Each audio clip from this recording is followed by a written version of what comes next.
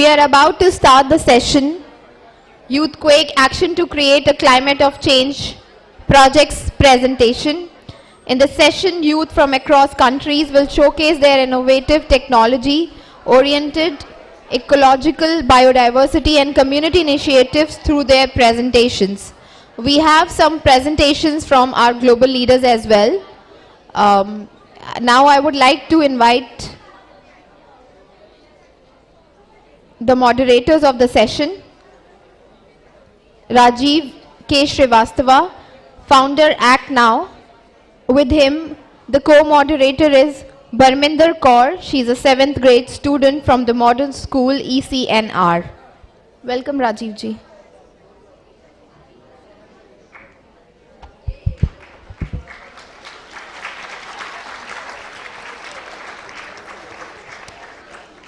Good afternoon.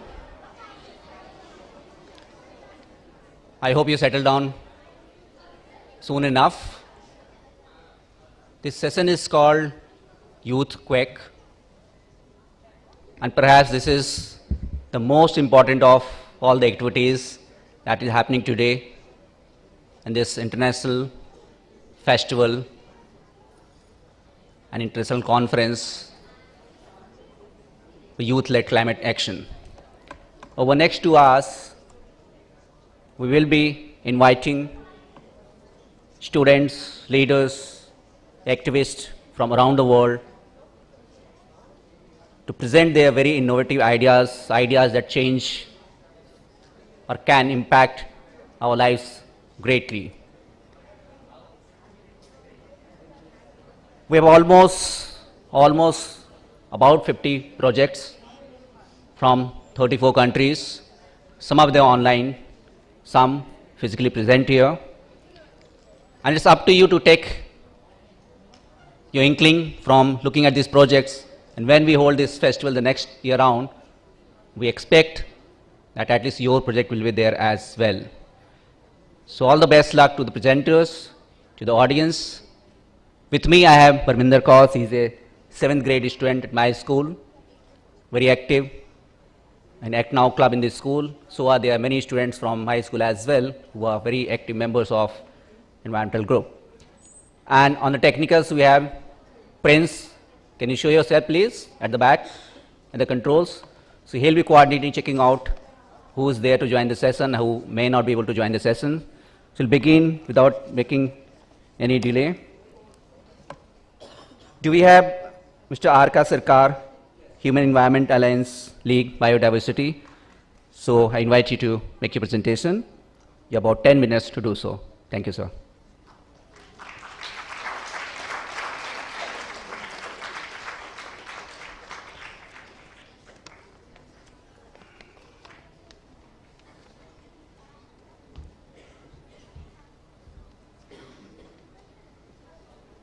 Good afternoon. I feel very happy and privileged to be here speaking in front of all of you gathered together with concerns for our environment and our planet. I represent Human and Environment Alliance League, a non-profit based out of Kolkata, and today we will discuss a couple of our projects actually related to conservation of species in eastern part of India, particularly West Bengal. Can we have the presentation on screen?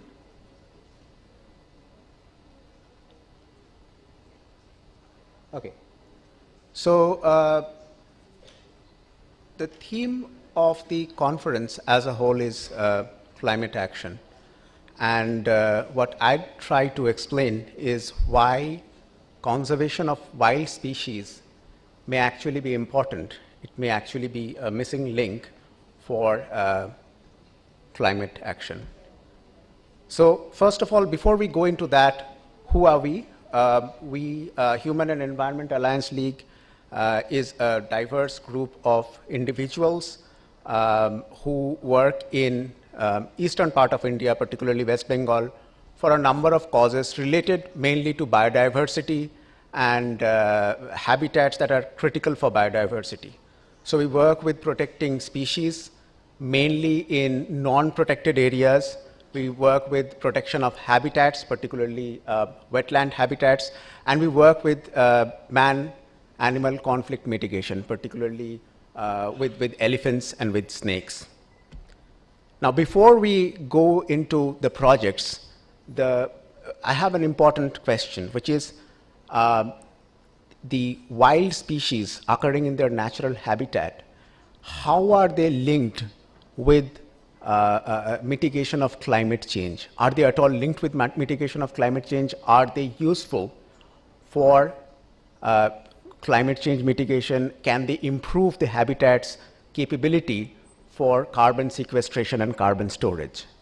And the answer is yes, they can. New science and new studies show that animals, as an important part of ecology, are very important to enable the habitats in becoming better at climate sequestration. Typically, animals have been viewed as victims of climate change.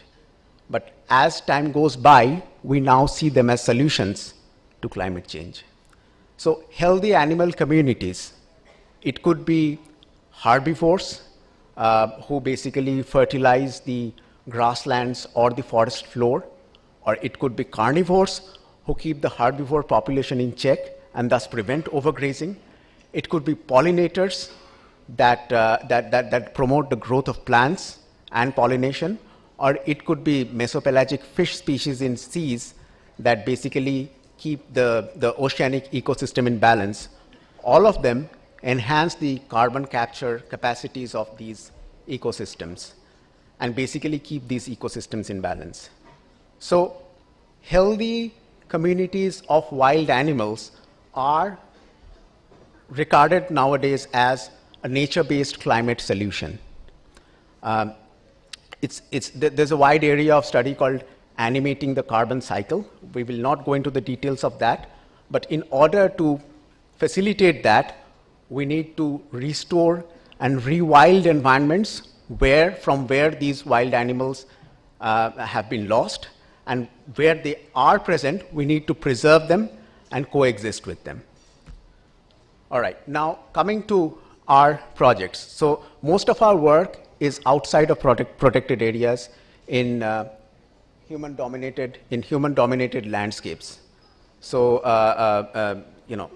some very interesting pictures there of elephants in tea gardens of North Bengal, or a jackal in a golf course in Kolkata.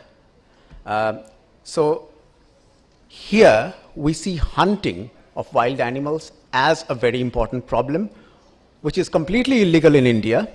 That attracts various penalties of imprisonment and so on, but it is largely unaddressed outside of protected areas. We rarely hear of hunting happening inside of large protected national parks, but it is very much prevalent, particularly in the state where I come from, outside of protected areas. This is basically finishing off wild species outside of protected areas and creating empty forests, and we are very concerned about that. So we come from West Bengal, and we will be discussing two issues in West Bengal and what we are doing to solve them. One is the mass hunting that takes place in southern part of West Bengal, and the other is illegal poaching of birds in central West Bengal. So there are these things called organized mass hunting festivals in southern part of West Bengal. At some point in time, in past, these were ritualistic in nature, where 50, 100 people will participate in a small festival next to their village. Now, all semblance to all ritual and tradition is gone. So these are free-for-all hunting festivals that attract anywhere between 100 to 20, 25,000 hunters at one place, descending on a forest to clear it of all its biodiversity, and it's all outside of protected areas. So there is hardly any implementation to stop any of this. So we have documented more than 50 such hunting festivals in southern part of West Bengal alone, and this problem is not localized to southern part of West Bengal. It's actually prevalent all over central India, particularly Chota Nagpur Plateau and Chhattisgarh. This takes place mainly in the dry season from March to May, where the forests are more or less clear, and you can go in and see and hunt animals better. And this is indiscriminate, so everything is killed. Birds, reptiles, mammals. We have seen bats being killed, which raises questions about zoonotic diseases being transferred to humans. And this still happens under the garb of tradition. But traditionally, such practices of indiscriminate killing by large number of hunters were not present ever historically. This is the picture of a tiger, a national animal, that was killed in one of these hunting festivals in 2018. This was killed by armed hunters outside of a protected area where the tiger has strayed as a part of a festival. The second, before going into what we are doing to prevent all of this, the second problem that we are trying to address is commercial poaching of migratory birds in central West Bengal. I'm just trying to make sure that I can see the time. Hold on. No, I don't think I can figure it out.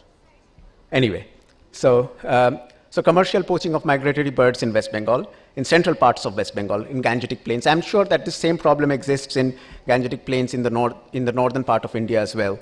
So mostly migratory ducks and smaller passerines like larks and pipits are killed and sold off locally in markets. This is a commercial poaching activity, whereas the previous activity was mainly recreational. This is commercial in nature, and this happens in large numbers. We again had no idea of its scale before we got into trying to solve it. So this takes place in the winter months, of course. That's the migratory season from October to March, when a large number of these birds are trapped in wetlands and in fields. Using nylon mist nets. Typically, these nets are used for fishing, but they double up as ways of trapping birds. There's also a large amount of bycatch. So, for example, there's a spotted owlet. Nobody eats spotted owlet, but this is just bycatch, spotted owlets, drongos, which get trapped in these nets, and they are not eaten, they are just left there to die. Again, another bycatch.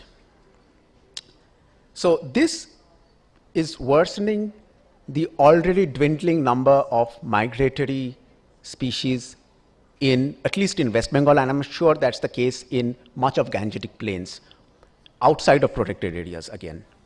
So what are we doing? I'll make it brief.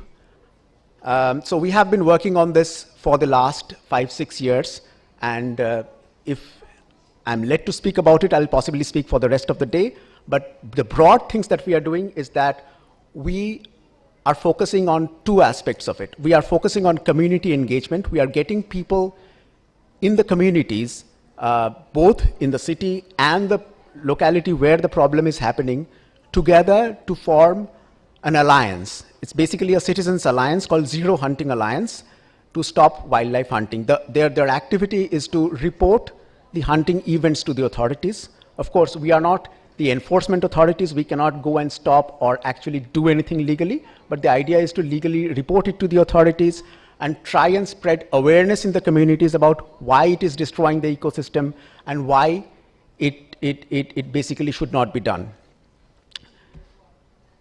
So for example, we managed to get together people from a fisherman community in Murshidabad district of central West Bengal and to form a committee which basically actively removes nets from the wetlands and rescues water birds and prevents people from putting in further nets.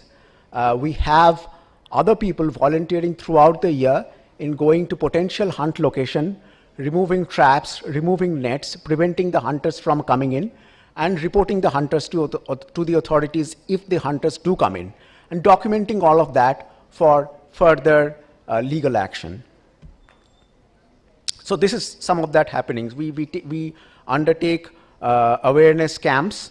We undertake seminars with the villagers and local bodies, and we try to make the communities aware that this is not something that... Finished?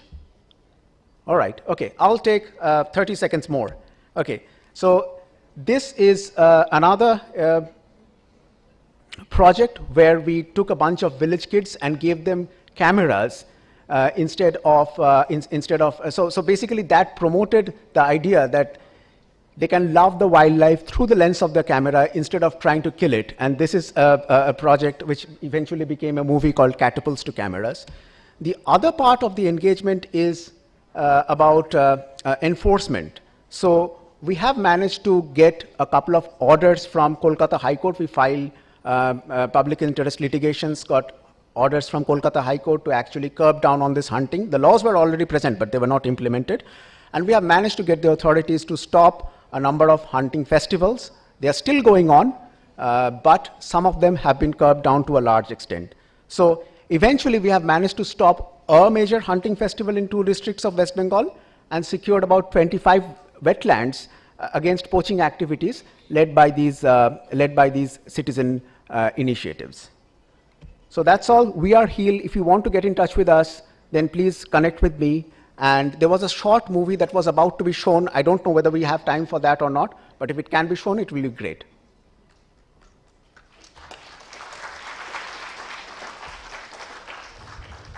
Thank you, Arka, for your interesting project for the conservation of biodiversity. Next, I would like to invite is an online presentation by Samuel.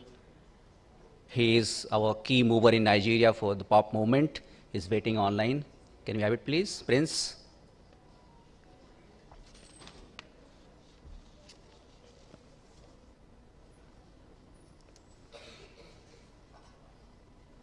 Hello, good day, everyone. Can you hear me? Can you hear me? Yes, we can hear you.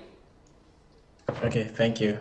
Welcome. Good morning, good afternoon, good evening, everyone. My name is Okorie, and it's a pleasure joining everyone visually today. Before I start, I would just like us to observe 1 minute meditation for nature. So let's just have a 1 minute meditation for nature, for restoration of our biodiversity, conservation, ecosystem.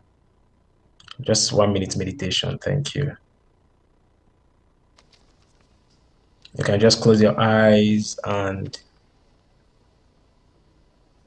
bring on the mantra for nature, the calmness, how you want nature to look like, how you want biodiversity to look like, the things you want to be restored. I'm timing it. Once it's 1 minute, we stop.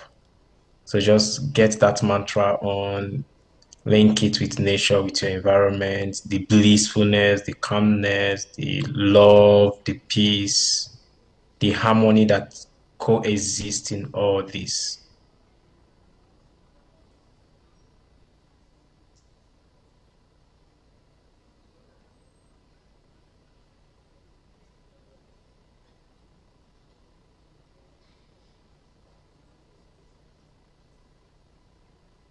Okay, thank you so much for that wonderful observation, and it's really an honor being here today. I don't have a slide to share with us all, but I know I will just give a brief of what Pop Nigeria is all about and what we have been doing and what we are doing currently.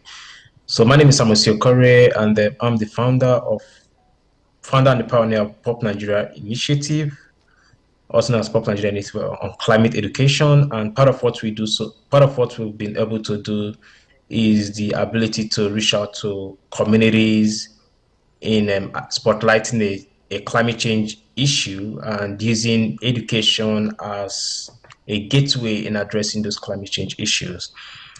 And I wouldn't want to bore us all with a lot of stories, but just to tell you something interesting about the pop movement, which it was founded at the verge of chaos. When the Pop Nigeria Initiative came on board in Nigeria, we had a lot of chaos in Nigeria. We had terrorist attack, we had issues in north, in west, in south, and eastern regions of Nigeria when the Pop Nigeria Initiative came on board. And part of the reason why the Pop Nigeria Initiative came on board was to, try to see how we can be able to address these issues by closing knowledge gap, because we try to link all these issues: insecurity, drought, desertification, land degradation, conflicts. We try to link it with climate change, because they all have some interconnection with climate change, and this led to the establishment of Pop Nigeria Initiative on Climate Education. And I would like to say that the Pop Nigeria Initiative on Climate Education has also been able to partner with a lot of organizations globally and locally. And beyond just that, I'll just share this little overview. So if you see here, this is a reflection of 2021, of our project in 2021. And in 2021, we are able to reach out to a couple of communities, over 20 communities, of which some of the pictures are not even here. And part of, you can see, this is the northern region of Nigeria, the picture with students, Muslim students. This is in northern region of Nigeria, where we educated them about climate change, established a tree planting project. This was the southern region of Nigeria. Yeah, this was the southern region of Nigeria, where we also did the same thing. This with the commissioner in the eastern region of Nigeria, where we partnered with the Ministry of Environment in that region. And this was also in southern region of Nigeria. So, and here was where we were with the minister, the Honorable Minister of State for Environment in Nigeria, that endorsed the Pop Nigeria Initiative.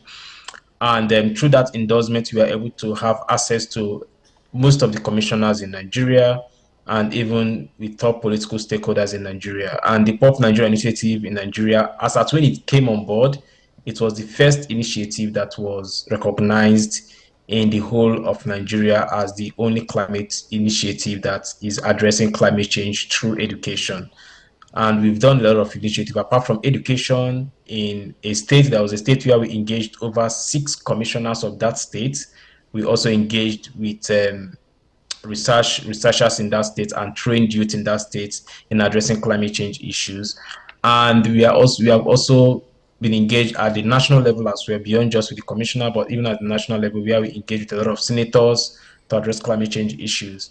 And moving on, the Pop Nigeria Initiative in Climate Education as well has even gone beyond what it is right now, where we even partner with international organizations in carrying out projects. And part of those projects we were able to carry out was in 2022, which was the last 2 years, we were able to do a project with a global communication platform, which we wouldn't want to mention, but I would like to mention the partners, which is Gudera. We worked with Gudera to carry out a beach cleanup and tree planting, which was one of the first and only massive beach cleanup tree planting project that have been carried out in Lagos State so far.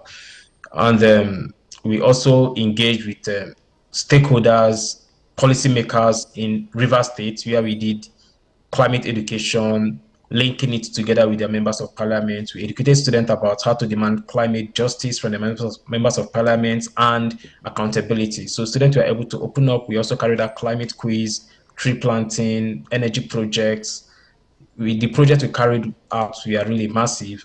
And then in 2022 as well, we carried out a lot of grassroots projects in that regard. And in 2022, the Pop Nigeria Initiative emerged as the Youth-led Climate Action Award for the Arka Pashuri Award. So the Pop Nigeria Initiative was the winner of that particular award, and this was when the award was presented to be in Egypt. And in that same 2022, we carried out a lot of action in 2022, where we led action on loss and damage. We worked with the EU. We collaborated with a lot of multilateral organizations in making that possible. And in 2023, what we were able to do in 2023 was we worked with rural communities that are impacted by flood to address climate change issues, particularly in Bayelsa State and in Lagos State. The one we carried out in Bayelsa State was to train locals in their local communities with children as well. In Lagos State, the one we did was to interact with people that stays in urban slump. We didn't just interact with them, but we also supported them with a lot of cleanup equipment and materials in addressing climate change issues, more like improving their resilience and their adaptation capacity to cope with climate change and also plan with climate change in mind. And then with this, I would like to encourage everyone that the journey to greatness is not as hard as you think. However, I would say it is very easy. And it is easy when you are able to be consistent and persistent with what you do. So at times the things you do to protect the environment or to protect the planet may not actually make sense at first. Like me, when I started, I know Dr. Ash is around, who is my role model. When I started, things weren't even making sense. But I loved, what I was doing. I love giving, amplifying voices, projecting youth action, and so on. And today, currently, I am a global youth climate activist and climate ambassador for the POP movement. And beyond just that, we are also doing a lot of things to address climate change issues at the global platform. And I would like to encourage everyone to always feel free to, carry out an action that resonates with protecting our planet. And by so doing, I feel we can have a more safer and good environment for everyone. Thank you so much.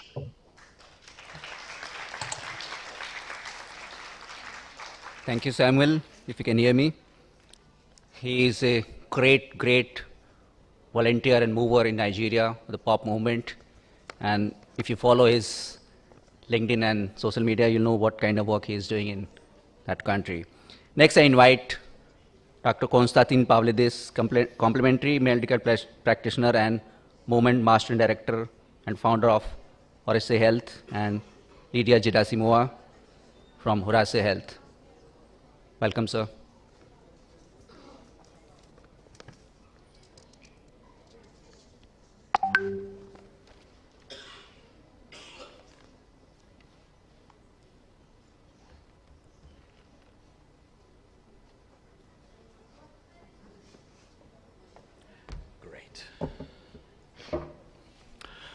Hello and welcome all you wonderful young people. For the first time, I go around the world speaking very often and make lots of presentations, but there are very few representatives of anyone under usually 18, if not 15. So that's great.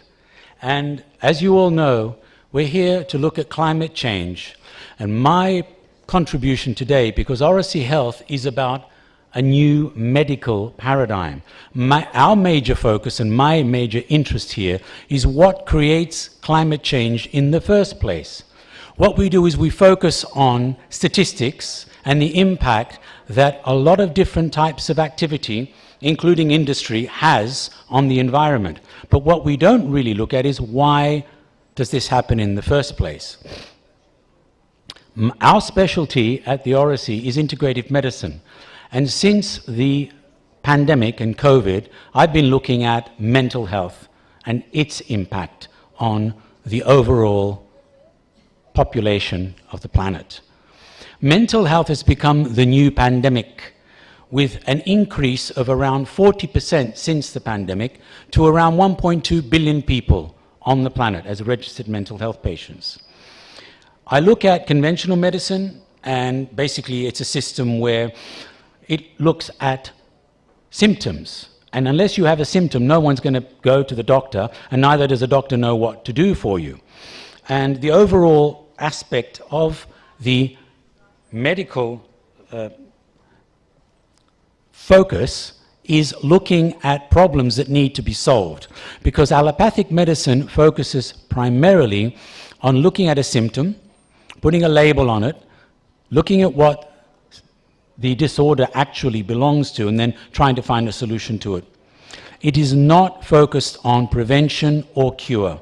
It's focused on staying a condition, which means making sure it doesn't get worse, and more importantly, trying to actually focus on accidents and emergency. It's not a preventative or a curative system, which is one of the reasons why actually we don't understand how to deal with our mental health. So traditionally, doctors will treat conditions such as depression, anxiety, and post-traumatic stress disorder with a combination of medications and psychotherapy. And this is usually the treatment of the mental illness is provided by trained mental health professionals, which basically psychotherapy explores through thoughts, feelings, and behaviors. Psychotherapy is also called talk therapy and involves talking about your condition and related issues with a mental health professional. The treatments include individual, group therapy, behavioral therapy, etc. And something like depression is a mood disorder that is associated with ongoing feelings of sadness, numbness, loss of motivation, etc. Now, I'm looking at the impact that environmental factors have on our mental health, and these include physical factors such as pollution through nanoparticles of heavy metals, arsenic, cadmium, chromium, copper, etc., within air, water, land, and working conditions, light, sound, electromagnetic fields, radio waves, weather conditions which cause light deprivation, barometric pressure, temperature changes, excess humidity and damp, all causing maladaptations. In addition, we have excess stimulation from external sources such as conventional media, that means radio, TV, newspapers, journals, social media, etc. Individual limiting factors such as personal beliefs adopted from external conditioning and programming, social factors such as abuse, poor communication and support, coercion to perform, and toxic relationships. A lack of positive stimulation from accessible outdoor green spaces. PEMFs are pulsed electromagnetic fields, which we receive from nature and the ground. And what we do in nature, is we create more chaotic, disordered environments such as waste mismanagement, slums, industrial wasteland. So what is emotional detoxing? It's the biochemical adjustments and emotional release that happens when contaminants are removed from the body. And when these toxins are stored and build up in the body for long periods of time, they affect the biochemistry of a person, often resulting in emotional or mental states like depression and anxiety. Releasing a toxic load after years of contamination can always release the stuck emotions related to toxicity. We are not aware of this type of toxins that build up on a day-to-day basis because we've come to accept them and think that the interface and interaction we have with our environment, with people, and the pressure to coerce us to perform is normal. We have also the basic findings about heavy metal poisoning. Mercury poisoning often presents psychiatric disturbances as a prominent part of the overall clinical picture. Mercury interferes with all body systems, including hormone production. There's a hormone, there are chemicals called the gamma-aminobutyric acid production. And when that is inhibited, emotions become amplified and we get out of control. Mercury is also called the fear drug because it quite literally induces fear into the subject who is exposed. So the effects of heavy metals and toxins on our mental health. The heavy metal poisoning is a result of toxic accumulation of certain metals, and these metals compete with and replace certain essential minerals in the course of which any of the body's organ systems may be affected. So their electrical charge offers high conductivity that feed damaging microorganisms in the gut and other parts of the inner biome. What we do at the Orassy is we look at energy medicine as an interface between complementary, alternative, and traditional medicine and allopathic medicine. The four main principles are doctor-patient relationship, the patient responsibility, how preventative medicine can be used to assist us, and then the future outlook of integrative medicine. I would like to just introduce this, the integrative computerized information platform, where we use allopathy that's based on Newtonian science and complementary alternative medicine that's based on wisdom traditions. We can use any type of hardware and software and integrate them to assist us to understand how we are actually communicating with ourselves, which is based on the science that I've specialized in, which is cognitive science, the way in which we release and first off receive and then communicate with ourselves, our partners, our family, our community, our environment, and then the planet. So that is the way in which I would like to contribute, by raising awareness that mental health has become a very critical issue on the planet after climate change. If you're interested to discuss anything further with us, our website is orassyhealth.com.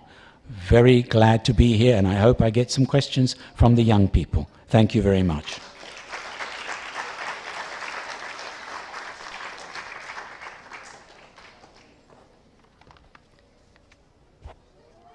Next, we have a very interesting speaker, Nobel Peace Prize winner, Dr. Ruth Michel.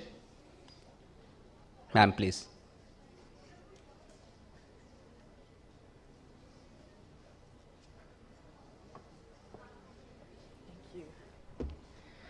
Thank you so much. It's very reassuring to be given a second crack at the microphone. Thank you all so much for your questions and comments after my presentation this morning. What I wanted to do this afternoon is just to give you a sense of one of the many ways that young people are contributing to protecting our planet by working to get rid of nuclear weapons. And I wanted to talk about something called Youth for TPNW.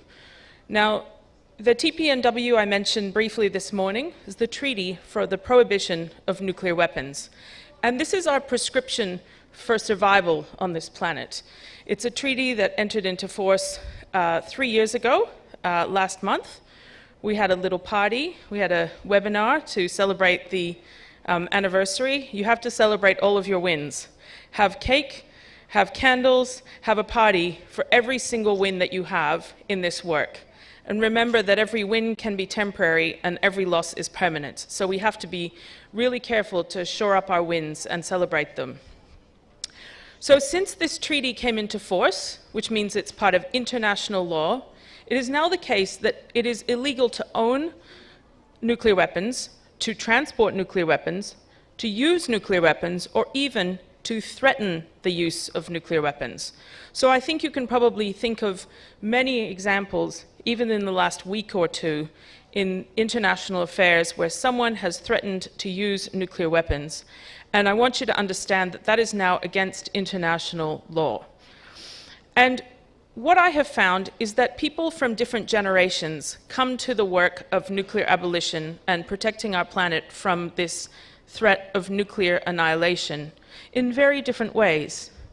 And it was such a thrill to me, as the chair of the board of IPPNW, to be asked if we could endorse this new project, the Youth for TPNW, and to find out that at the time when this coalition of young people was coming together, I wasn't just 1 year too old to be part of it, not just 5 years too old, but in fact 15 years too old to be considered a youth for TPNW. And that makes me happy because it tells me that a completely different generation has taken over the narrative and has taken over the work. And I don't think any of us thought there was anything missing from this space, but these wonderful young people identified a gap. They realized that we needed there to be a place for young people to kind of get acquainted with nuclear abolition. There needed to be an entry-level way of connecting, an on-ramp. And so I wanted to tell you about that, partly because even though I'm like, you know, growing older, I still feel sometimes that I'm one of the younger members of the room when I'm running a board, when I'm at a board meeting. But what I'm seeing is that the political center of gravity, if you know of someone who's doing good work, but you think you could add something, I want to encourage you to think like these young people did when they came to us and asked for our endorsement. If there's something that you think is missing, whether it's a TikTok channel or a YouTube presence or something I haven't heard of and can't pronounce or spell, I want you to feel free to get in there, because we actually need you. We need your creativity. We need your brains and your hearts.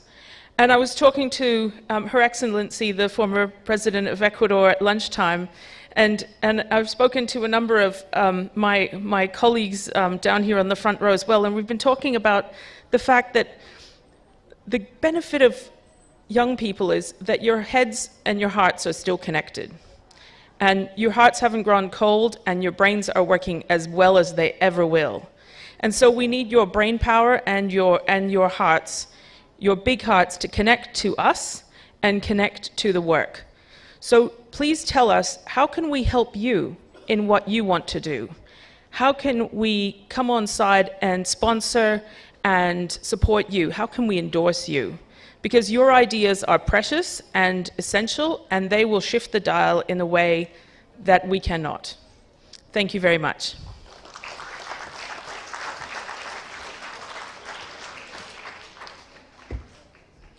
Thank you for your words of enlightenment, ma'am. Now we will be joined virtually by Geoffrey, Lipman and Dodo from SUNx, Malta, Belgium. Can we please have them?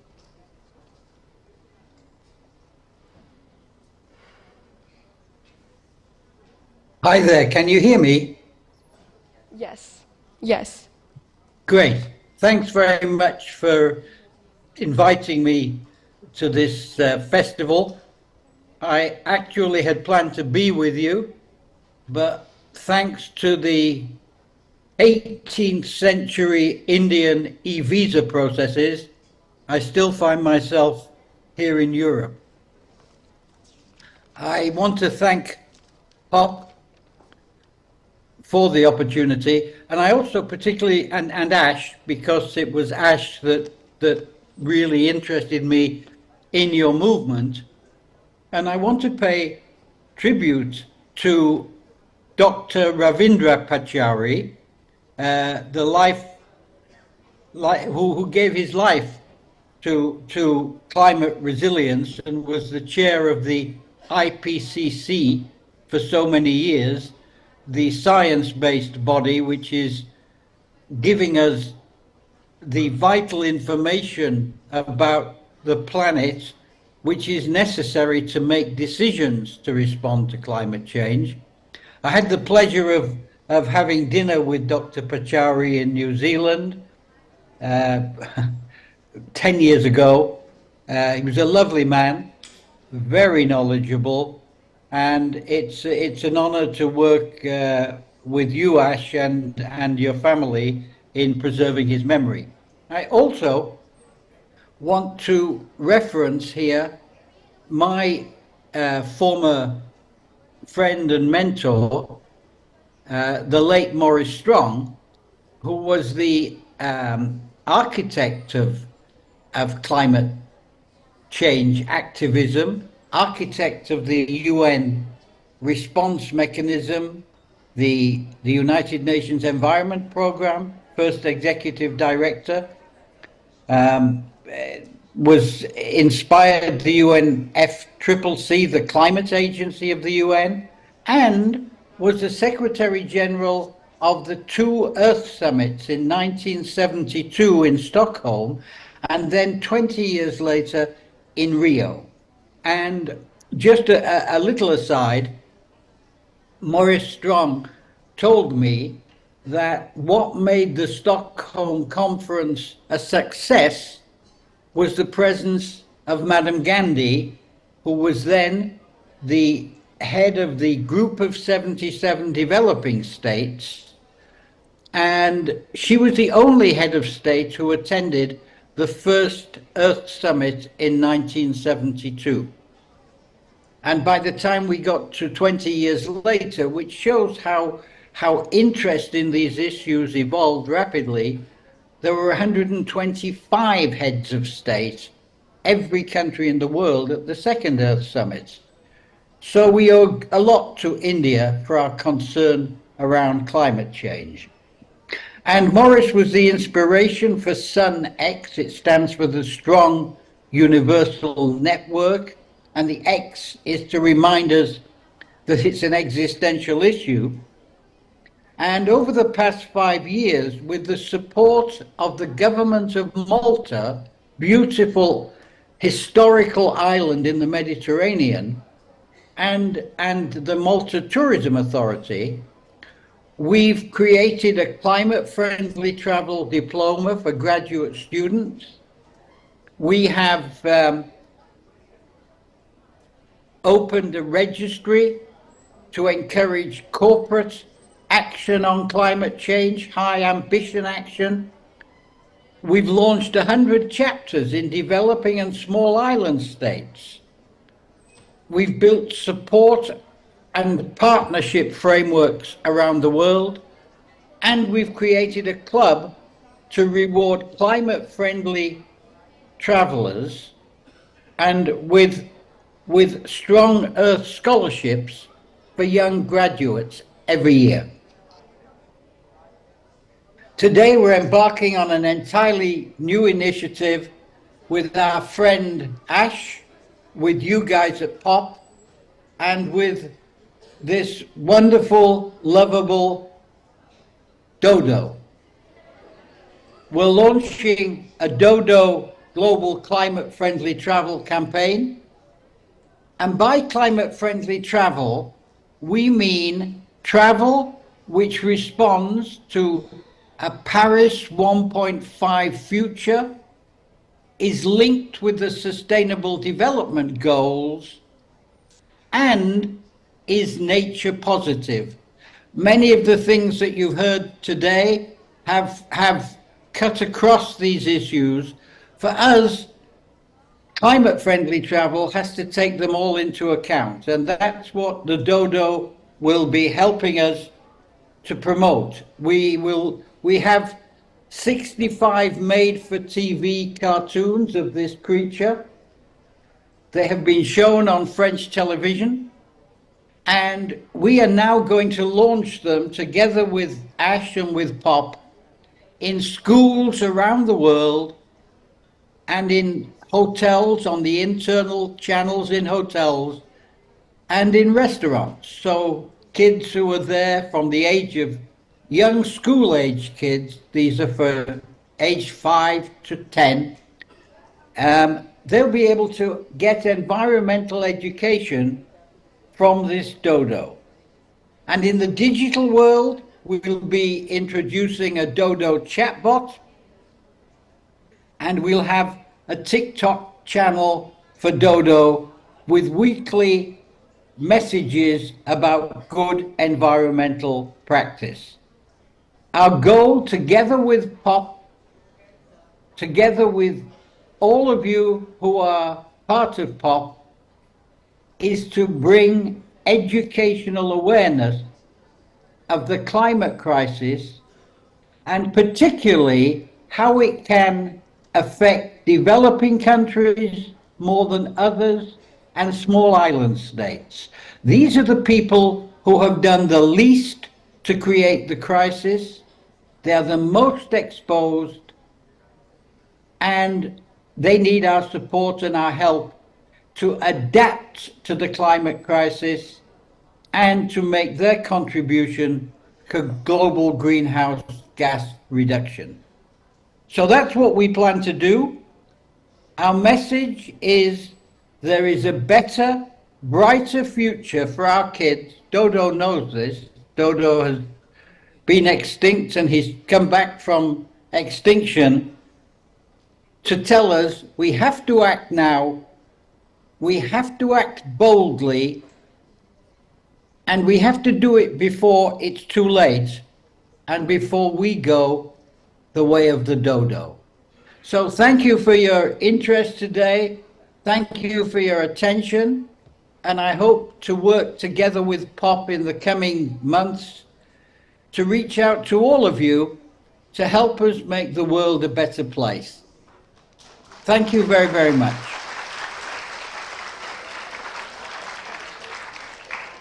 Thank you so much for your insights, sir. Now we'd like to call upon Mr. Markandey, the International Association of Educators for World Peace. Please, sir.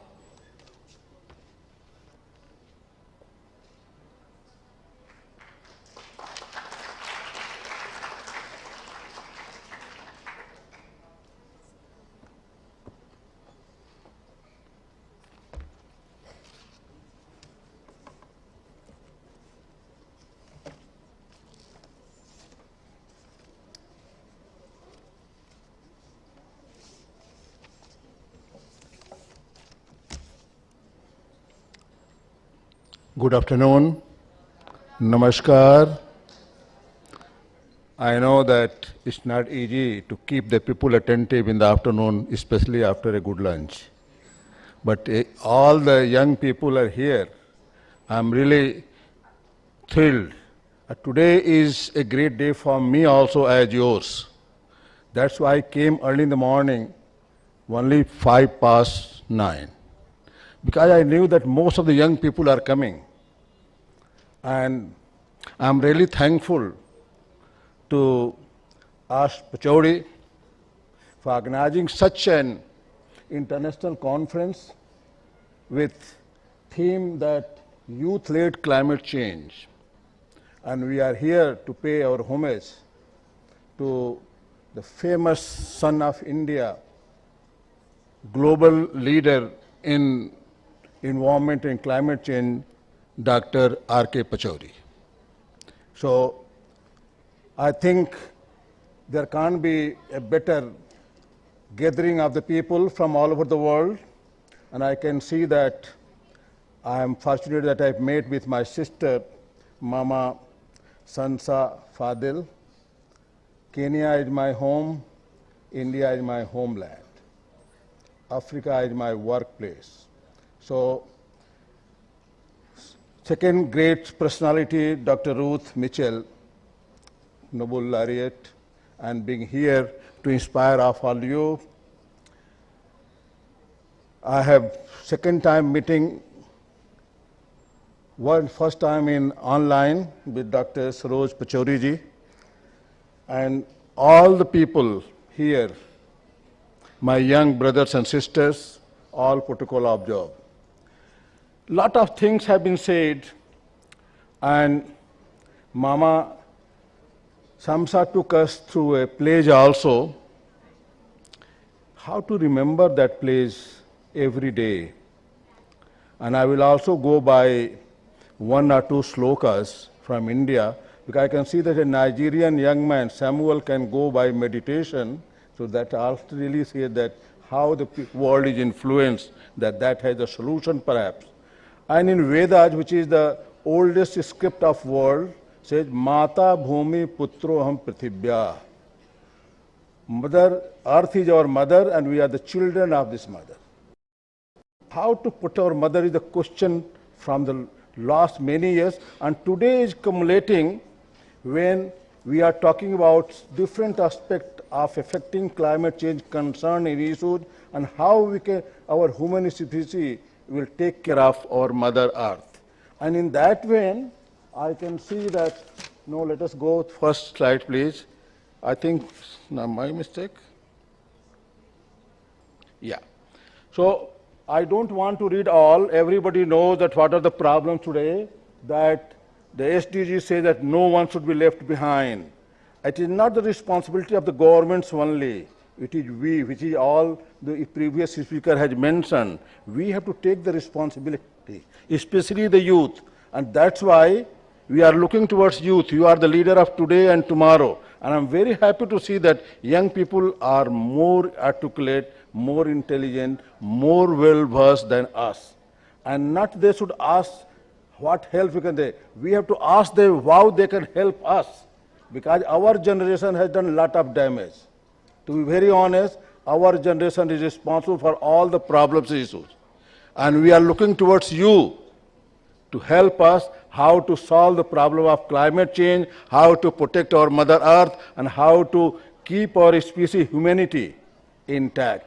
And that's why you know that population reached 8 billion, consumption is going up due to corona and different wars. Lot of problems are in the world, and for that one, naturally, we have done a lot of things on green economy, soil economy, earth economy, but you know that earth has 2/3 water, and all the water bodies also lead to ocean. Very little has been done, very little study has been done how the behavior of the in the deep sea. And that's why this blue economy word was coined by World Bank and UNEP, United Nations Environment Program, about 15 years before. Lot of conferences and seminars has taken place, but still I think there are a lot of things have to be done.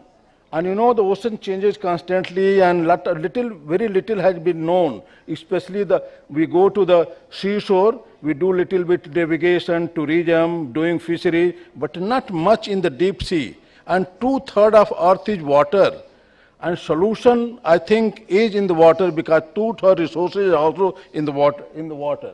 So I think Secretary General was very right when he was addressing in Barcelona the Blue Economy International Conference, and he said that ocean is the solution for many of the problems, and we should go for faster action. And he said, I apologize to the youth. So ball is in your court. You are the one who has to come out how you can help our generation to address the problems, and you can say how we can save the ocean, and to see that ocean is the solution. Ocean is the solution, and for that one you can say that we can call it ocean emergency, because millions and millions of tons of plastic is going to the water bodies, to the ocean, and we are not doing anything what needs to be done. So we have taken ocean as granted. And slogans from in Barcelona 2 years before, roughly 1.5 years before, was as the sea dies, we also die.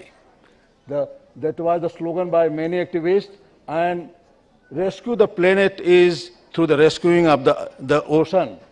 And these are the initiative which has been taken in the world, how to go for Global Ocean Treaty, Plastic Pollution Treaty, Clean Water Act, but how to implement those things are a main serious problem. And India has also started a number of activities and programs. Let me say that ocean economy is the water or blue economy. And for that one, there is no teaching, no study in any university in the degree, diploma, or the postgraduate or PhD level, how to go for that one, especially in India. So I was just saying that how to go below water, how the life is below water, and to see that there are a number of definitions given by UN, by the World Wildlife Fund, by the World Bank, by the UNEP, and other agencies, but most importantly, how to implement that one. For that one, my time is over, so I can say that it came to my mind 3 years before, and we started developing a textbook, but now it has become encyclopedia. And 8 volumes encyclopedia was not able to bring here because it is 2,500, but I brought that encyclopedia in the form of CD, which I will give to POP. If As Pachauri is here, definitely I would like to hand over to him, or anybody on his behalf from POP can take this CD, and they can see that if it makes sense. These are the things which we can talk about blue economy, about aquaculture, marine biodiversity, so on, so on, fishing, and doing offshore oil, gas, so on, so forth. So there is no time, so please, madam, you are invited, and I will hand over this. It is my pleasure to hand over this CD to you. And wherever I go, I carry my Charter of the United Nations, because I have worked for UN for at least 26 years all along, with UNEP as a consultant, or maybe with UN Habitat for more than 23 years in Kenya, and that's why Charter is the most valuable book for me, with the human rights declaration. Thank you so very much. And this is the CD of the Blue Economy Encyclopedia. So thank you so much. I think some other time we will have a lecture on that one, and what India is doing, and how to promote the blue economy, and how the G20 also has talked about one Vasudhaiva Kutumbakam, one earth, one family, and one future. How to implement that is a question. And that's why we are doing research on how we can promote Vasudhaiva Kutumbakam, and how we can make the people sensitive, how the human mind consciousness can be raised to the level where they can think of whole world as a family. Thank you so much. Thank you so much.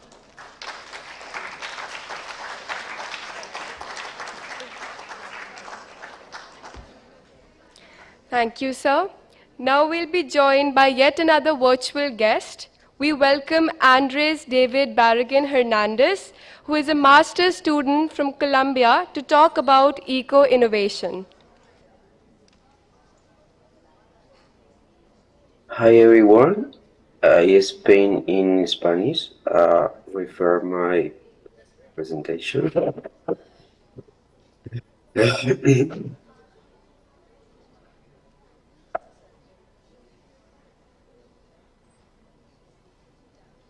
Eh, mm, buenos días para todos. Mi nombre es Andrés Barragán Hernández. Soy estudiante de la maestría en Ciencias en Estudios Interdisciplinarios para Pequeñas y Medianas Empresas en el Instituto Politécnico Nacional en México. La principal problemática de la humanidad es el tema ambiental y México no es la excepción.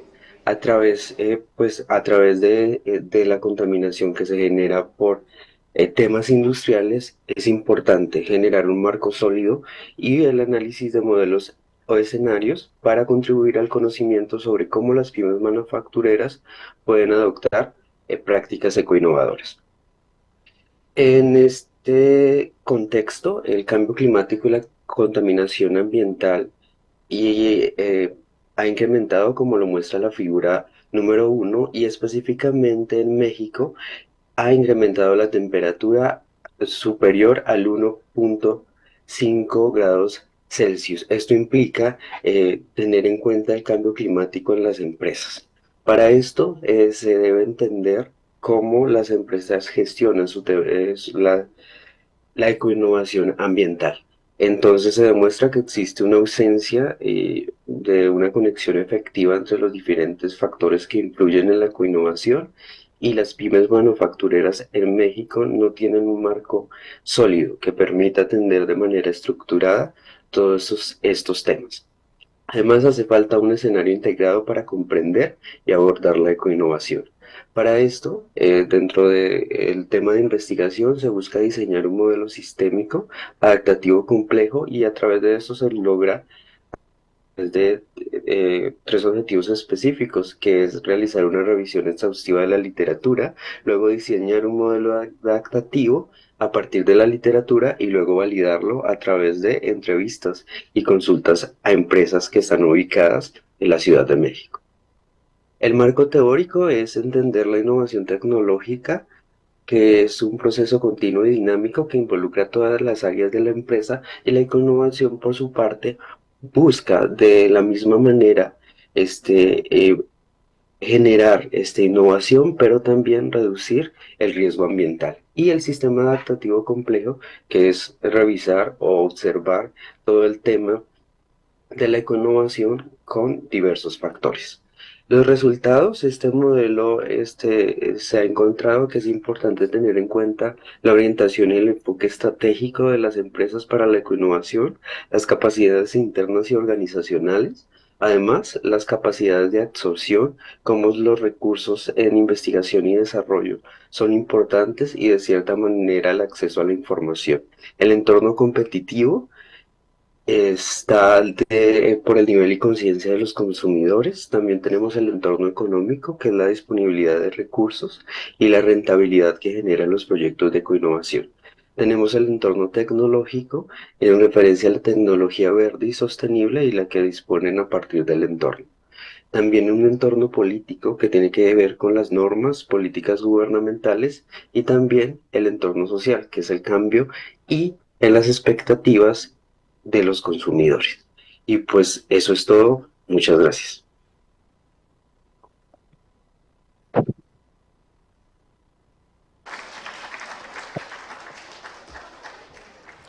Thank you, sir.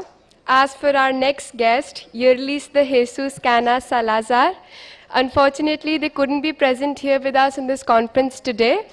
So moving on to the next guest, we'd like to call upon Sayan Das from Kapda Karo Recycle, West Bengal, India. Please, sir.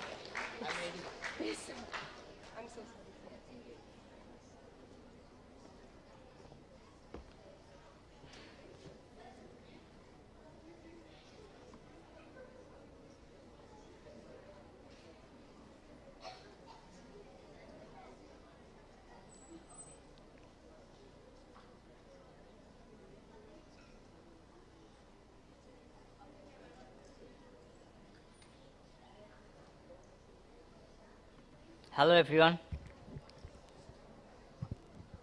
Hello. Yeah.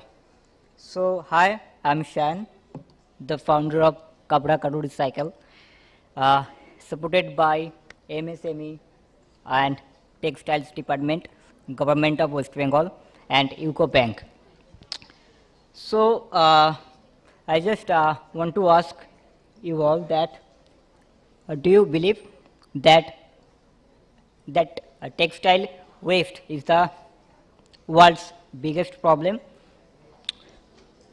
Yes or no? Yes. Okay. So please join me in finding a solution. Okay? Yeah.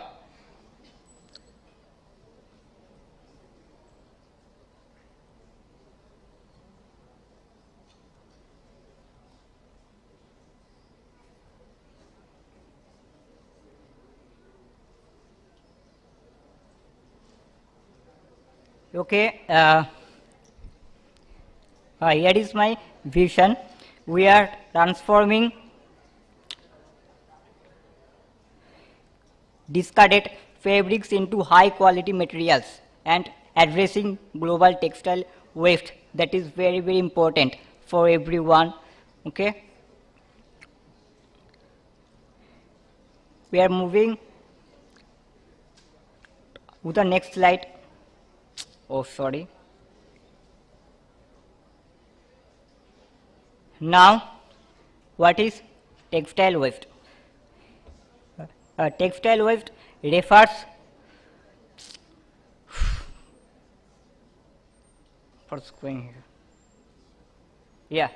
textile waste refers to any unwanted or discarded textile, including clothing, fabrics and other materials that are no longer in use or needed. The waste can result from manufacturing and consumer use or other stages in the textile production and consumption process. So, what are the impacts of textile waste? You cannot believe that a textile can take 200 years to decompose. That is very long. Okay, and also we get water pollution. Okay, I mean textile production consumes massive amounts of water, and dyeing and finishing processes contribute to 20% of global wastewater. And microplastics, synthetic cloths and shed microfibers during washing and polluting oceans and harming marine life. And next is economic. We are getting that 500 billion is lost annually due to underwearing and unrecycled clothes.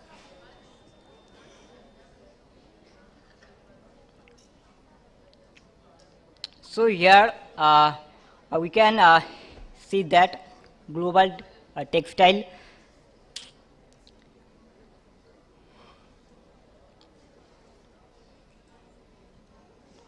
Yeah, 92 million tons of textile waste are generated annually worldwide. Okay, and the interesting fact is that 1.2 tons per second. It is amazing fact. And in India, mostly we are getting from Tamil Nadu, Karnataka, Gujarat, and Maharashtra, and the other side US and Europe for whole world.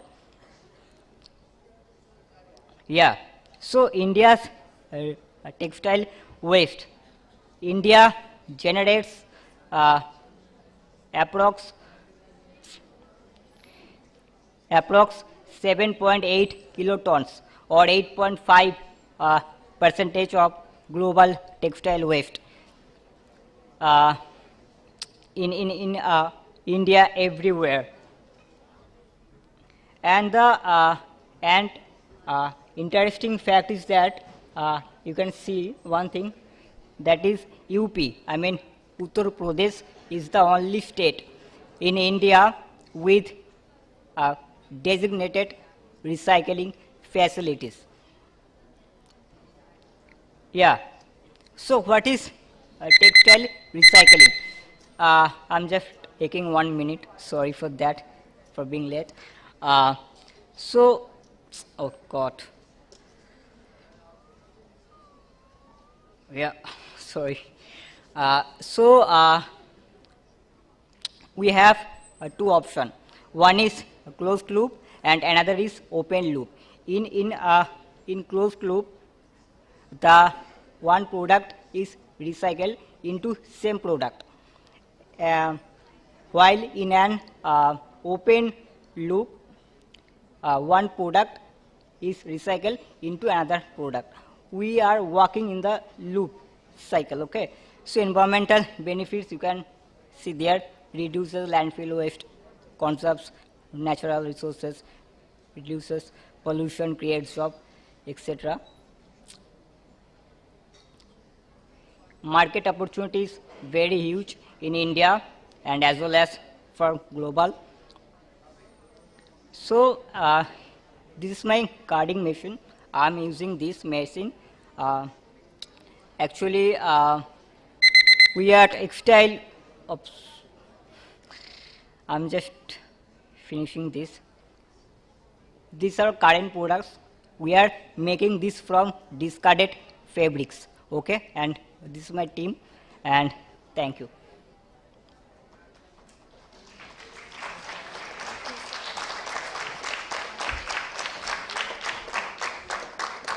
Thank you for the solution, sir. Now we'd like to call upon Prasiddhi Singh, founder of Prasiddhi Forest Foundation, India.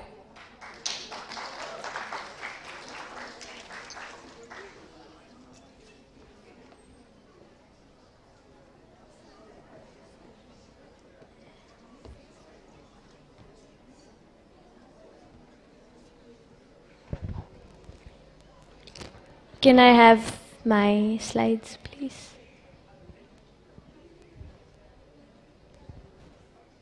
Yes, and also I wanted a hand mic, if that's possible. So while they help me with the hand mic, I would like to say, hello everybody. I mean, we are students, we should have the most energy amongst everybody in this world. Hello everybody? Hello everybody? Yes, that is the energy I want. It was seeming like none of you have had lunch today, but I saw everybody. So, greetings, namaste and vanakkam. I am Prasiddhi. Thank you so much. I am Prasiddhi, and before we start, there is a small video that I would like to show all of you. Are you all ready? Yes? Are you all ready? Yes. Lovely. Can we please have the video?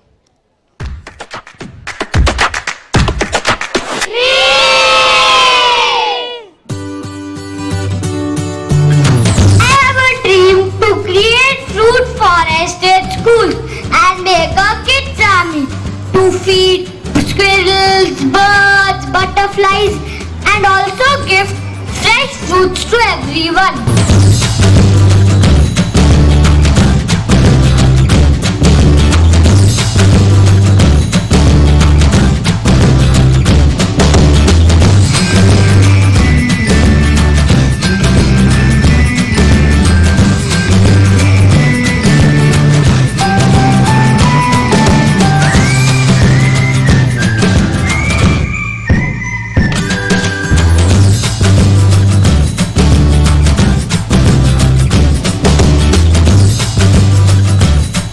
Prasiddhi Forest Movement. Several people are involved, from students of all age, from colleges to schools or corporates, government officials, farmers, villagers.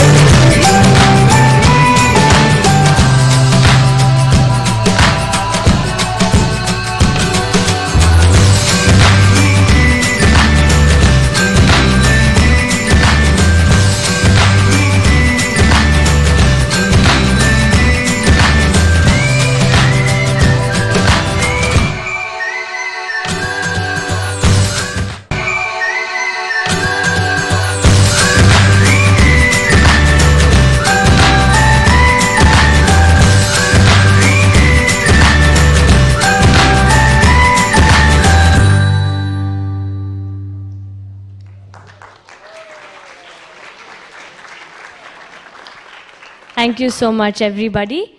So that was a little bit, about my work. So I'm the founder of Prasiddhi Forest Foundation and the Green Pillar. Prasiddhi Forest Foundation is a non-profit organization, and the Green Pillar is a social enterprise. And I've been doing this for the past 7 years, so from the age of 4. Right now I'm 11 years old. And I've received various different accolades, and I've been featured on various different places. I was, as shown in the video, the youngest delegate at United Nations Climate Change Conference at COP28, where I had the opportunity to be a part of the Sustainable Development Goals Pavilion as the youth speaker and I was also there as the youngest panelist in the UNFCCC panel discussion.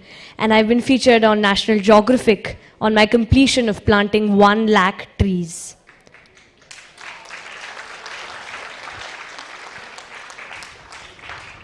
Thank you. And I received the Prime Minister National Child Award. So this is about me, the work that I do, the various places where I've been trying to spread my impact. And you know, when I got to know about this, when I got to know through pop movement, and to be specific, Mr. Ash was there over here, the man behind it and in front of it, with all of us, who has been the tree holding this entire event. I must say that it is such an amazing event, and I'm so happy to meet with all of you. And being a young person myself, I mean, I'm 11 years old, being Zen Alpha myself, and all of you being young person, I am so happy to meet with all of you and talk to all of you. So are you all excited? Yes. So you don't have to say yes, you have to say, oh yes. Okay? Okay? Smile. Are you all ready? Are you all ready? Are you all ready? Lovely. So let me start by a little tale. The tale of Earth, the amazing planet. So you know, several years ago, when an amazing planet named Earth took birth, with all kinds of natural resources, with water, life-supporting gases, with mountains and trees and everything that is there. And then later on, humans took birth on Earth, and Mother Nature pampered us and gave us with all the resources that we needed. But we used it more than we were supposed to. We used it to a terrible extent, plundering and polluting the natural resources that we have. And it is said that today we use almost 1.6 Earths, that's 2 Earths, to give us what we need to live, eat, and grow our economies. And if we continue, we might lose, 1 million species in the next few decades. So this is definitely something we all are really disheartened about. But the solution is not going to come only by thinking about it or being sad about it. It all starts with us. Because if we do not start thinking and taking real action about it, eventually our Earth might lose all of its carbon sinks like the forests and the seagrass in the ocean and the sea, our soil, the carbon which is stored in it, and if it comes in the atmosphere, which it is slowly, then we may become like Venus, and we would lose all the atmosphere, we would lose life and everything that makes our planet Earth special.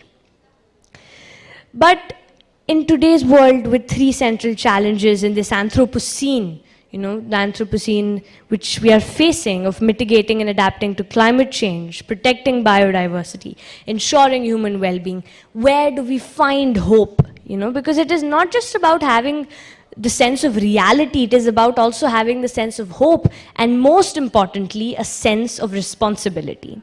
And for me, the solution has been nature-based solution. So some of the major examples are tree plantation, mangroves, lake restoration, a circular economy, and agroforestry. And for me, I've connected it with sustainable development goals. I've come up with different approaches which have definitely been recognized by the United Nations. So I have these kinds of reports which talk about, all the various importances, all the ecosystem-based approaches and the projects that I work on. And let me very quickly take you through my journey. Because being 11 years old, you all might be thinking that how did I get into this? Are you thinking? Yes? So I've always been a nature lover, you know, from a very young. I'm still young, but even before I started to walk and talk, I've really been inspired by nature, the rustling of leaves, the buzzing of bees. And I, living in India, in the sun part of India, in Tamil Nadu, and being a coastal state where we are always on the front lines of climate change and always, you know, prone to floods and cyclones and natural disasters, in this small place called Chengalpattu, where I live in Tamil Nadu, in 2016, we experienced the Varda cyclone. And it was terrible. And being only 4 years old, you know, just 4 years old, and treating trees like my friends, when I saw them getting uprooted, the roads flooded, I said that the solution is not only going to be by crying or feeling heartbroken, it is going to come by taking real action. And so from the age of 4 to the age of 6, I participated in multiple different tree plantation drives. You know, I went over there, I learned about the basics, tree plantation and various different things. And after that, at the age of 6, you know, after learning about it, so this is a chart that I have of native trees and not doing monoculture, doing resilient tree plantations, creating charts like these. After that, at the age of 6, I created Prasiddhi Forest Foundation. And my entire mission works with youth, with communities, with biodiversity, because have you ever seen any bird or squirrel swiping their credit card in the grocery store for fruits? Have you seen them swiping the credit card? Birds, squirrels? Anybody has seen? No, right? Because their biggest source are fruit trees, and that is why I do fruit tree plantation, and I also work very closely with farmers. And I work with the government of Tamil Nadu, the government of India, because I'm also the brand ambassador of Green Tamil Nadu Mission and Beti Bachao Beti Padhao for Tamil Nadu government. And I started all alone like this, as you can see in this picture, you know, as a little nature lover, just having this love for trees, bees, seas.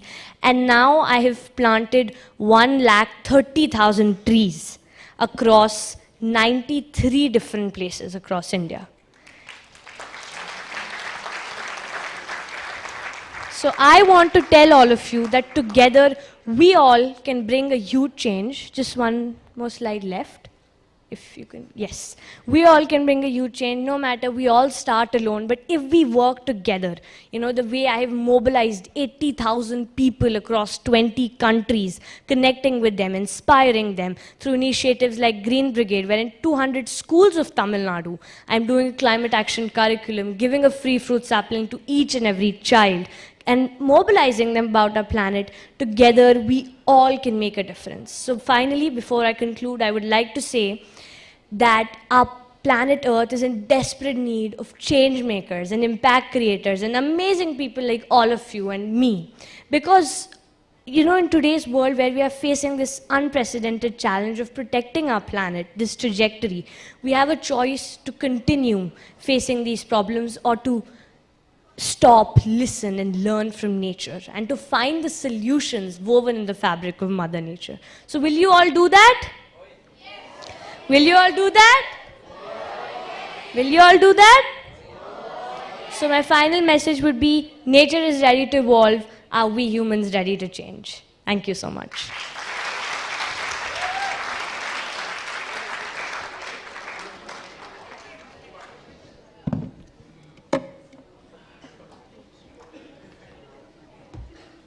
That was really inspiring. Thank you, Prasiddhi. Next, we'd like to call upon Levine Renda from Zambia, Pop Youth Mentor and Representative, Zambia.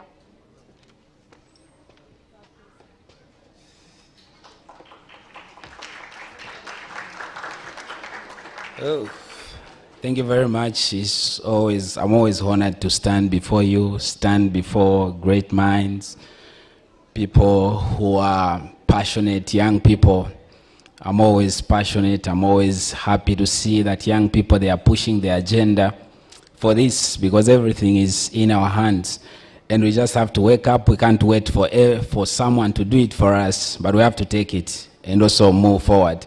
So this is the second time I'm standing. I was that side. And I'm happy also to do it again, and I believe that we'll move together. So just as pop movement in general, we are working on climate education and tree planting projects in Zambia, and we are working with 30 youth leaders and different school-going pupils, students, and we have a lot of people. And now this year we are also working with the community and the government through the Ministry of Climate, of the Ministry of Green Economy and Environment. So we can go to the next slide. That's my name there. You can see that's my wonderful name there. Yes, so this slide is only talking about climate education. As I was explaining, I said that it's the same as any form of education. It can be done to a small number of people, maybe in classroom, outside, or different places. So this is all about just climate education. And also our climate education in Zambia and everywhere, it was just focusing on the impact and consequences of climate change, as you've heard already. So we can go to the next slide. I know with time we can move from this part so that we see what's there. Okay, so this is what we are doing there with Pop Movement and also with a lot of groups out there in Zambia. So this was just a program which started from only with schools in 2022, to 2023, then 2022, 2023, it was expanded to many different government bodies in different parts of the world. So you can go to the next slide. I just want us to move to the next slide because I know that's where we have. Okay, so tree planting projects, the plan here, it was to plant 1,500 trees, but we planted more than 1,500 trees because of the power of partnership and also engagement. We engaged the government this year, and that's what we planted. And we are also educating the community in different parts of the country, but the main part where we planted these trees is the place called Mumbwa in the central province of the country. And these plants were planted last month, which is January, with a team of young people from Pop Zambia Initiative, different organizations, and also the forest officers and the community representatives. So the community leadership, they've just selected people whom we worked with, and we were working together, planting together, learning together. We conducted awareness programs where we had to educate them and also teach them about a lot of things, and also learning from the forest officers.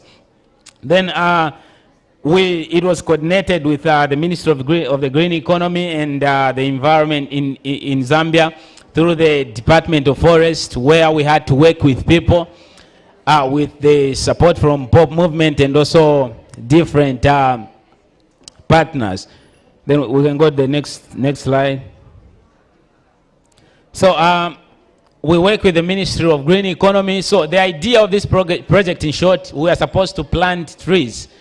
We are supposed to plant necessarily for ourselves and also so that we come and plant in January. So we engaged the Ministry of Green Economy to plant together with us. So they are the ones who planted. We requested for 1,500 as planned, but they planted a lot of trees, and which was given to us.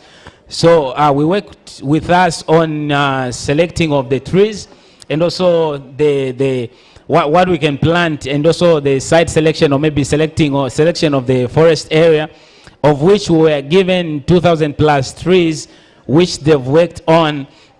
And also during that time, as I was saying, that we were with a lot of different groups working together and also learning together and see what we can do, giving ourselves different roles so that tree planting shall become a success on the day of planting, and also even as days goes, even the years to come, that we are going to take care of the planet. So we can, this is our next steps and what we are doing. So engaging, this has been just continued.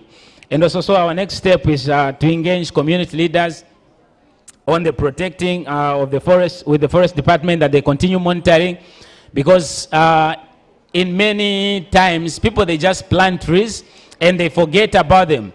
we just plant, we get pictures, and we forget about trees. So we want to make sure that people, they can also take care of those trees, they can also protect them, they can keep on monitoring them, where we're not going just to plant in the forest and forget about them. So to engage the government on the mass tree planting project and programs, we have this in Zambia, but it's not being implemented again. People, it's like they've forgotten about this day. We have National Environmental Day in the country in March.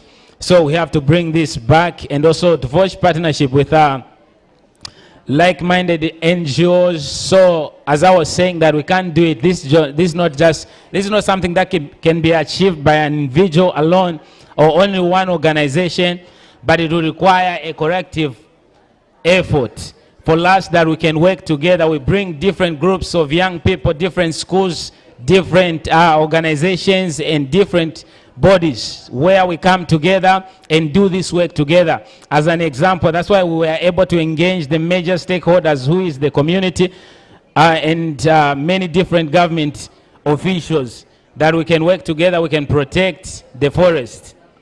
Then in conclusion, I would like to conclude that this was a success, where we planted more than what was planned. And also, we would also like to thank Pope movement also, which has been there for us most of the time, learning from them and also consulting what we can do. And also there's that support that is coming from them, that we are moving together and achieve this and become a success. And also we are happy to have such collaborations with different organizations, different groups, different government bodies, institutions, learning institutions, which we are working together, and they've engaged with us. Thank you very much for the opportunity, and thank you very much for your attention. Thank you.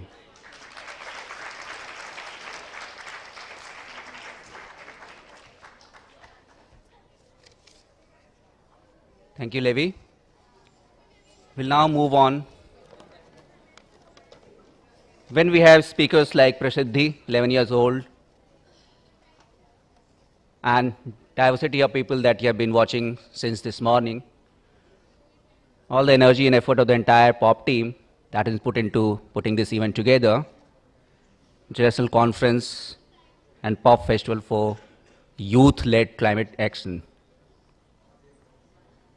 And the theme for this conference, after a lot of thinking, was decided as Human Fraternity for Youth-Led Climate Action, which stands very true today, because I know it's a long day.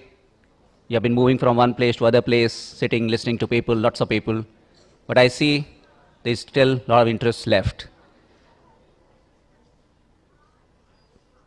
I must tell you that we have almost 41 countries participating in this event, 41 partners, at least 50 youth speakers, not to mention thousands those who are watching it live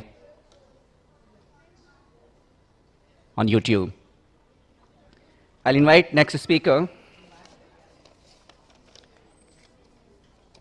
Neha Jain, Ritika, Himani, Suraj from Climate Ready, Delhi, India.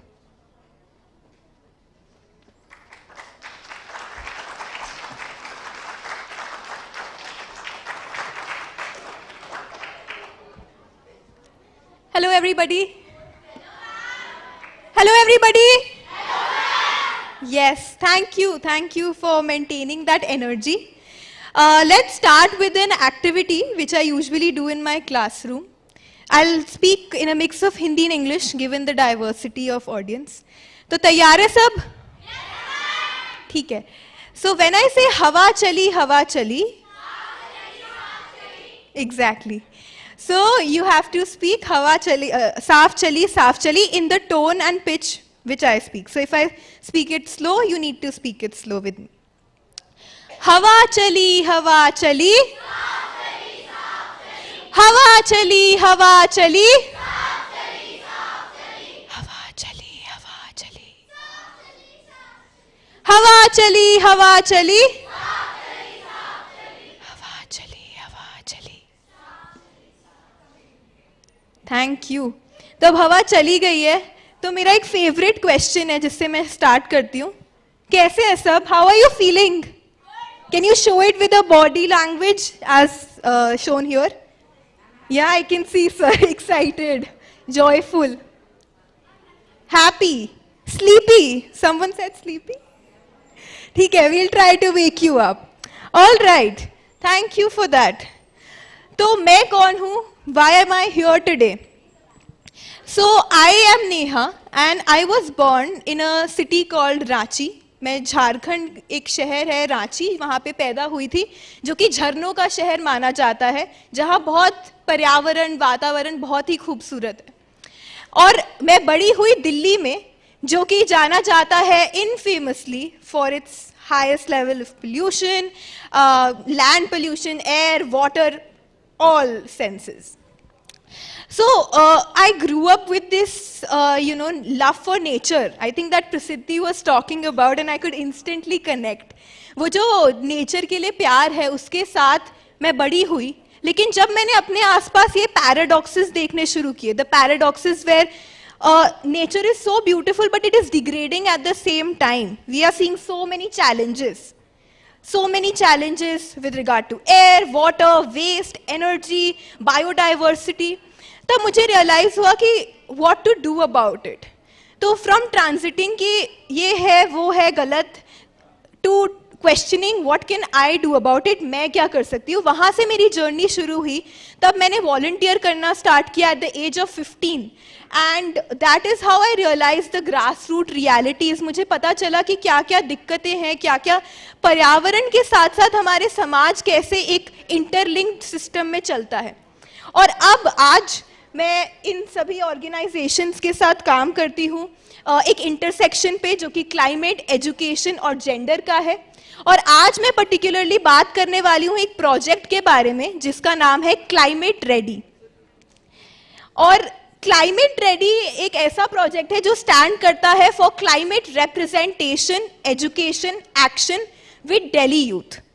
और ये कहना गलत नहीं होगा कि मैं super heroes के साथ काम करती हूँ, उन बच्चों के साथ काम करती हूँ जो कि रोज बहुत ही एक्साइटेड होते हैं सीखने के लिए, कुछ नया करने के लिए.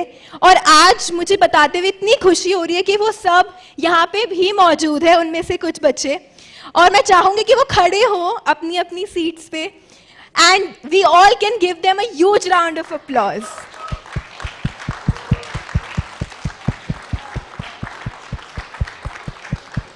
So they are the heroes of today. I am just a representative on this stage speaking on their behalf. Thank you. आप बैठ जाइए. And अब मैं इनके साथ क्या काम करती हूँ, हम 4 pillars पे काम करते हैं. We work on education, action, leadership, and representation. So education, where we give them holistic intersectional education, where we talk about not only knowledge or technical concepts, but बहुत सारी activities के through we have activated eco clubs, जिनके माध्यम से we do a lot of activities. उसके बाद हम action लेते हैं, different projects करते हैं schools में, which is not only limited to plantation or composting, but we also do a lot of other initiatives जहाँ पे हम स्कूल में अलग अलग projects करते हैं बच्चों के साथ. They've made eco bricks out of plastic. They have installed rainwater mechanisms, rainwater harvesting mechanisms in their own schools. They have made composting pit and much more. So this is something that I wanted to talk about, but because of the limitation of time, I would quickly run you all through it. How we work on these 3 pillars of learn, act, impact by giving them a holistic and intersectional exposure. और सिर्फ जैसे कि आपने देखा कि they are not only in their classrooms, but they are here today with us. So why not hear from them? So I'll invite 2 students from here, Ritika and Suraj. Bhupesh, please come here on stage or share your experiences with the audience. Can we give them a huge round of applause?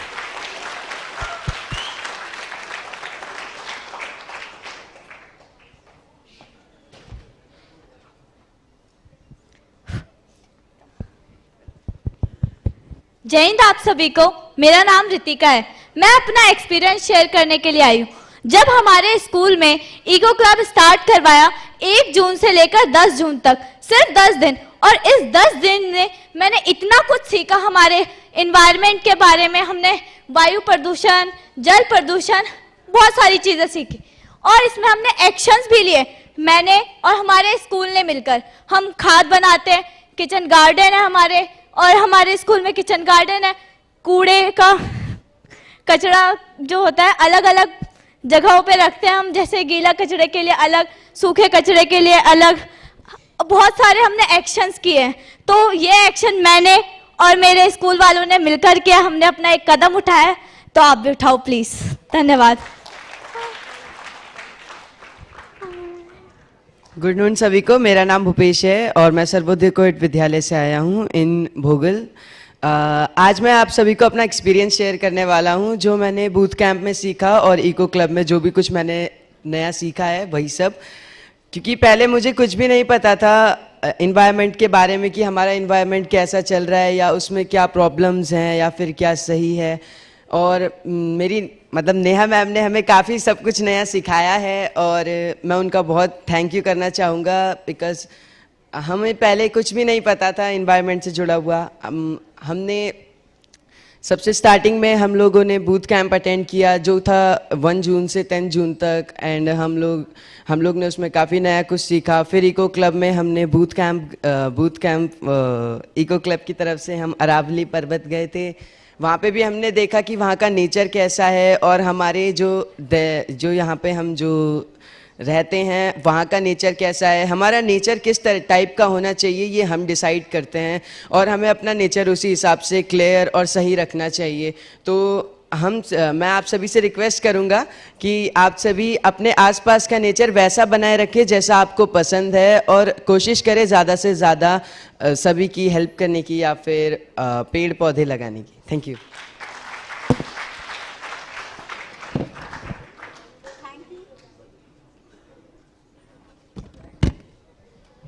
Thank you very much. ये तो कुछ 2 आवाज़ें हैं, लेकिन ऐसे ही और बहुत बच्चे हमारे साथ जुड़े हुए हैं and we are so happy कि हम लोग इस चीज़ को across Delhi school scale up करने वाले हैं अगले साल से। And we would be very happy अगर हम लोग अपने हाथ जो है वो जोड़ सके और इसमें मिलके काम कर सके। Thank you for hearing me out and let's join hands and work together. Thank you.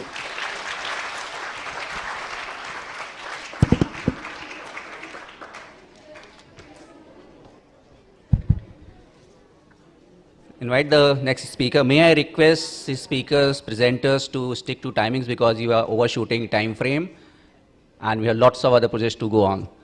So you have your allotted time next to your name. Please stick to that, otherwise we'll have to interrupt. Next I invite Monalik B.K. Gowda from Bangalore, from Green Urbanization. Are you here?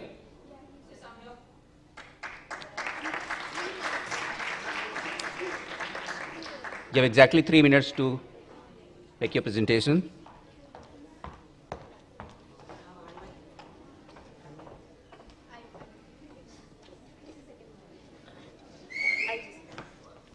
So we are running short of time. We will have just 2 minutes for each presentation.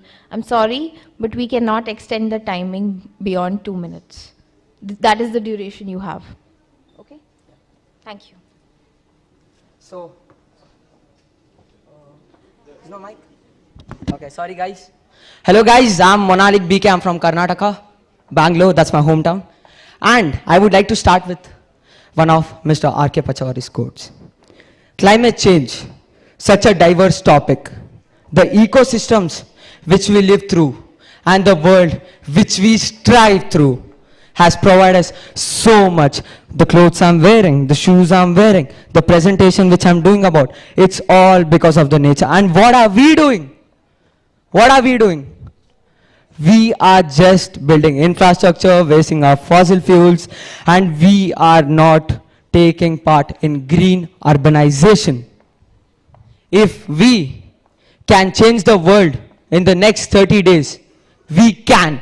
If we believe in changing the world in the next 30 days, we can. Nobody can stop us. So, this is green urbanization, my project. मैं बोलना चाहता हूँ कि green urbanization is a very diverse project. For example, we take that I'm building a small house in Bangalore. So for building that house, approximately we would use bricks, we would use solids, we would use a lot of things to build the house. But next to that, we can also plant a few trees and urbanize our homes, which would also help us to preserve the other earth nature, and also it will help us to preserve the world. At least a little bit. We can take small steps in preserving the nature through green urbanization. So, introduction, defining sustainable metropolises. So I would not like to waste a lot of time as I only have 3 minutes. So let's go forward. So this is the graph of green urbanization from the past few years. So as you can see here, those are the legends. And we can see the red line, the urban population. So this is going on slowly, up, up, up. So if we continue the same growth, I would like to tell that we can keep our earth safe for a way more longer time. So this is one of the workspaces which I've joined with Bhive workspace. So I've joined together with them, and we have promised Bangalore that we are gonna build 20 big infrastructures with green urbanization in the next 10 years. I'm taking an oath on spot. In the next 10 years, I will make Bangalore a better place through green urbanization. And I will surely expand it to all of the countries. I will make this world a better place through green urbanization. And please guys, if you can support me through any small things, I would really appreciate that. So, energy efficient buildings and renewable energy resources. Now I would take an example of Manyata Tech Park. It's a small tech park located in Bangalore. And what's so special about this tech park is every single building in this tech park is provided by solar energy. Every single infrastructure here, the energy is from solar. So that is a wonderful thing which they have introduced, and also it saves a lot of fossil fuels. So thank you guys, that's my presentation. I couldn't get enough time. If anyone wants to help me through this, I can have a one-on-one meeting and we can continue this. Monalik BK, thank you. No problem, man. Uros from Serbia.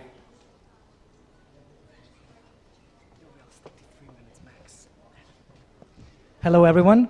It's hard to follow up the, I guess, future governor of Bangalore and that 11-year-old kid, Prasiddhi, who's probably going to be president of India one day. When I was 11, I couldn't tie my shoes, and he planted a forest.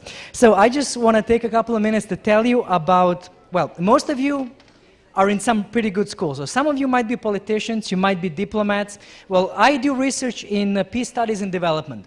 And now what's most important is the environment. You can't have peace or development without protecting the planet. And it's also an easy thing to do when you're a diplomat. We all have our own problems, disagreements, but we all live on the same planet. We all agree that we need to stop global warming, we need to protect the planet. This is an easy way in. This is something we can all do together. So what did I take a look at? In my research, the Paris Climate Agreements of 2015 really raised the bar for global cooperation, coordination, friendship between countries at the highest level. Presidents, prime minister, winners of peace prizes for the Nobel, everyone. Everyone is interested in this. So what can we do? Have more and more such conferences, have more agreements. We have the Congress of the Parties every year at the UN. More and more agreements are being done. They're qualitatively, quantitatively better in every way. So when you grow up a little bit, you become politicians. When I grew up, I want to be that Prasiddhi Singh kid who plants trees at age 11. So maybe you'll be a diplomat. Think about conferences, think about global agreements, think about protecting the planet as a global kind of culture. So don't think about just your country. India is a wonderful country, wonderful cities everywhere, but think about the whole planet. We have only one small little planet, so let's do our best and protect it. Thank you very much.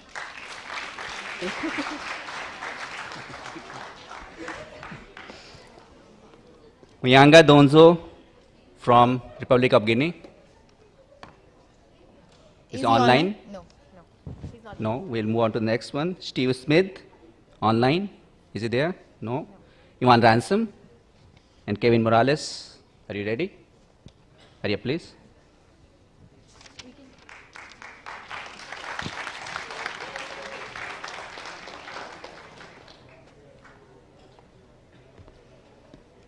Buenas tardes a todos y todos. Esta va a ser una presentación de media hora más o menos, which translated into Spanish. Good afternoon, everyone. This is going to be a half an hour presentation for all of you in Spanish. So I'm going to speak to you about, well, first of all, I want to ask all of you if you have a friend who is different from you in any way, that you get along so much with them, but that are completely different from you. If there's anyone like that, please raise your hand. Okay, so I see some hands in there. Well, the thing is, the story about Resilience 2020 is that it was born in a really particular way. So I'm really bad at doing businesses. I'm really bad at negotiating, and I have a friend who is brilliant doing that. I have a great capacity for creating and developing projects, and this friend of mine is maybe as good as I am as a negotiator. So, but the thing is, we came together and we formed an amazing team. And this is where Resilience 2020 was born.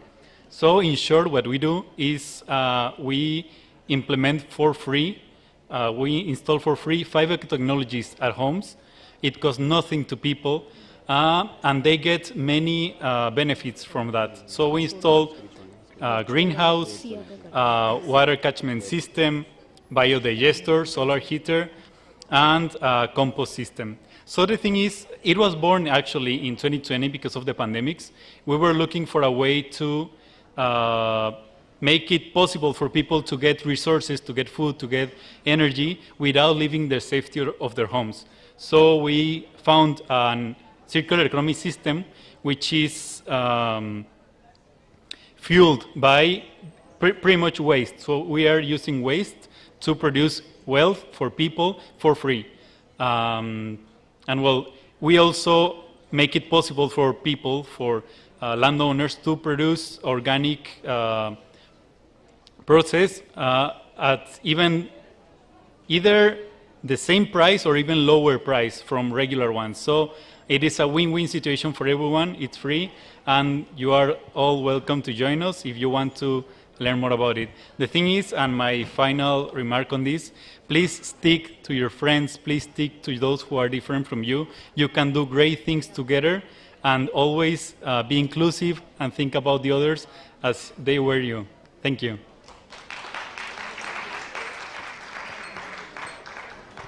Next, we invite Sia Aditya and 6 members from Geetam India. They are online. Prince. No? Okay, we can go on to Ved. Ved Solanki, North Valley School.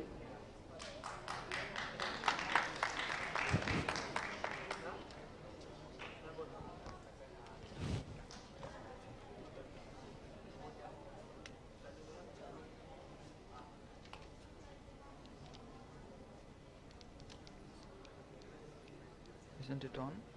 You can speak on this, or you can leave this. Okay. So, good afternoon, everyone. My name is Ved Narayan Solanki, and I'm in grade 11 Humanities. The topic for today is ecological agri-food production and consumption. I have a story to share with you, and that is the story of a village named Nagthana on the eastern side of Maharashtra near a small town of Vashim. Now this village was due to its prodigious work on cleanliness and agriculture, was regarded as a remarkable village because it was self-sufficient, where agri-food was grown on its own, it was circulated, and it was even made it to the large extent. But few things began to change, and they changed at such an extent that everything changed. Farmers began changing their farming methodologies, and as a result, they started switching to the excessive chemical usage. Now, when globalization, excessive technological intervention in the agriculture, green revolution brought a series of changes into agricultural sector. Here you can see the examples. We can clearly see that there was a Bara Balutadar system in the villages. That means 12 persons used to exchange their services similar to the barter system. But that was now replaced with no festival enjoyments, with separation of joint families, and completely the people have adopted themselves into the Western lifestyles, even the rural villages. Earlier farmers used to cultivate for eating and selling, and now they are only cultivating what they want to sell. So in spite of having a lot of land with them, the farmers are outsourcing what they want to get on their plate. Even a sesame from my region of Nakthana, from my region of Vidarbha, is being outsourced. So this is the result of the agriculture system failure, or the monocropping tradition which is prevalent in my region. And now, the most important thing. Me being the student of psychology, I have taken a PHQ-12 questionnaire. I went to my village and screened about 1,000 farmers and found 6 acute depressed farmers due to their, they were failed because of their agricultural policies. That was a clear indication, because they were only going after certain crops which were cash crops, and when the market prices got down, they had no other option than to quit. The FAO states that 6,000 plant species which were earlier cultivated for food, fewer than 200 are now contributing to food production, and only 9 account for 66% of the total crop production. This number clearly indicates that we may have to confront the global challenge of producing sufficient food in the coming future. So this is my initiative, and as a result I have done this programming of psychiatric rehabilitation in my entire village, and surely I can say at conclusion that I have been successful in convincing the farmers to change their farming methodologies, and I would like your help to implement this on a larger picture, on a bigger scale. Thank you so much.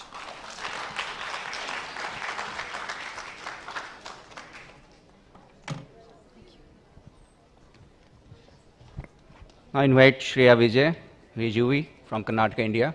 Arya, please.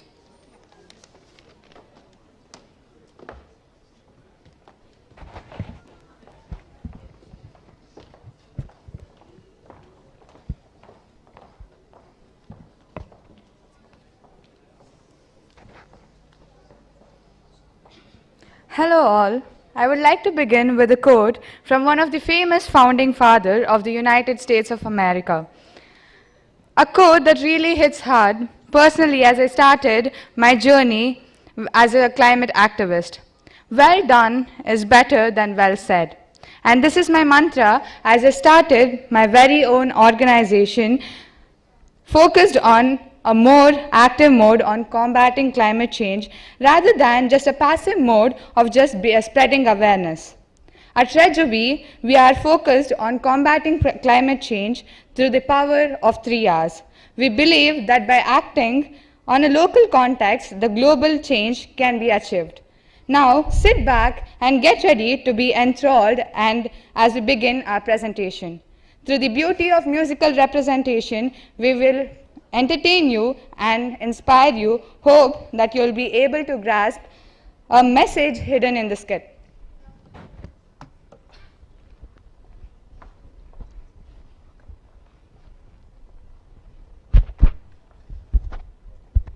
Good afternoon all. We are Rejuvi, and let us tell you a story about, through rhythms that are groovy, about our project Cyclo Sustain. But what is the point of this ordeal? Do we really need our planet to be clean? It's so difficult to maintain. So why stress our brain? See, that's where you're wrong, my friend. If we continue down the same trend, diseases will spread and we shall all live in dread. Hygiene and cleanliness are necessary, or else the world will be scary. Enough, enough, enough. Both of you shush. And let's stop beating around the bush. They seem ready to be swept. So let's explain the story behind our project. Now imagine a pristine road where children happily strolled. There was not a stench in the air, just cleanliness everywhere. Ooh, look who's here to tarnish this place with an ugly smear. A cover here, a bottle there, all thrown without a care. The trash builds, into our noses the stench drills. We don't like that now, do we? Of course not. We are Rejuvi. We'll strive to protect what is ours through the power of the 3 R's. We listen to the troubled vocals, complaining till they strain their vocals. Our own place of stay defiled. We needed to do something about the garbage pile. Now what can we do? We could clean up what they threw. So, they can do it again. But on us, they will depend. Defilers, we must not serve. But the planet, we must preserve. Then what do we do? What if we segregate? The masses we educate. Not only make them aware, but also help prepare. But how? Is it possible to do now? Anything is possible, my friend, if you are determined to make this end. Ooh, I have a proposal. One where we introduce smart disposal. We could make concrete dustbins and paint the cement rings. Paint them? But how? Why and how can we paint them? We paint them based on type. Trust me, this idea is worth the hype. Wet, dry and hazardous, all painted to look glamorous. If segregation is made possible, littering would be impossible. But we need some space for construction to undergo. So we gathered interested volunteers and set out to clean the road. Locals gave us loud cheers as ideas of hygiene we sowed. But we need money to make the bins, to save their grins.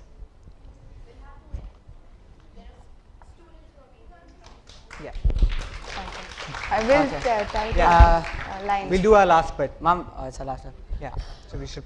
Today. I think I have an idea. I think Sports Day is coming up.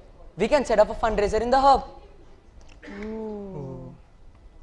So we set up a stall and gathered interested volunteers. And we soon had enough to install the concrete foundations. It's going to take some time. We may not be able to design. Before we head to the festival, nonetheless, the fact that we found a solution is delectable. Permanent solution. How though? Permanent solution. Permanent because we shall just contact the Gram Panchayat. I hear they can send someone to pick up the trash. Once a week, it'll be gone in a flash. But wouldn't the trash just overflow? I just said. Yeah. We will finish this project. To the help of our peers. And move on to the next, as soon as it appears. Because we are Rejuvi. We will meet this end. Because we know that the key is only not just to address. It is to act, to work, and do our best. Also to combat climate change. Thank you for With the power of 3 R's. Thank you for having us on stage. We should safeguard what is ours. Preserve today, power tomorrow, and 3 R's. Thank you. Thank you so much. I request the school groups to be ready. Meanwhile, I invite Prachi Sevgaonkar from Cool the Globe.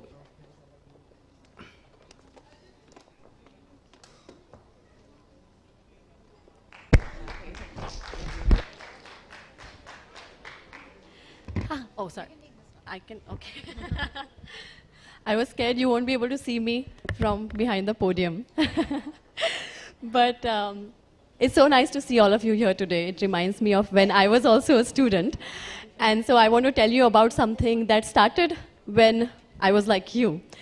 As a young student, I started hearing a lot about climate change and the role I'm playing in it, and it bothered me. So I did what I think a lot of you also do if you are faced with a challenge. I went to my dad. I went to my father and I asked him, what can an ordinary girl like me do about a big problem like climate change? Have you ever wondered that also? Give me a show of hands. How many of you care about climate change? Everyone here, of course, we are pop movement students. How many of you have asked yourself, we took a quest to reduce our personal greenhouse gas emissions by 10% that year? So I started researching on which activities of mine are leading to most emissions. how can I reduce them? And more importantly, how can I measure them? Because to make any kind of change, it's important that we start with measuring it. So I did this for a few months, and two interesting things happened. As I started working on reducing my carbon footprint, the first thing that happened was I began to enjoy it.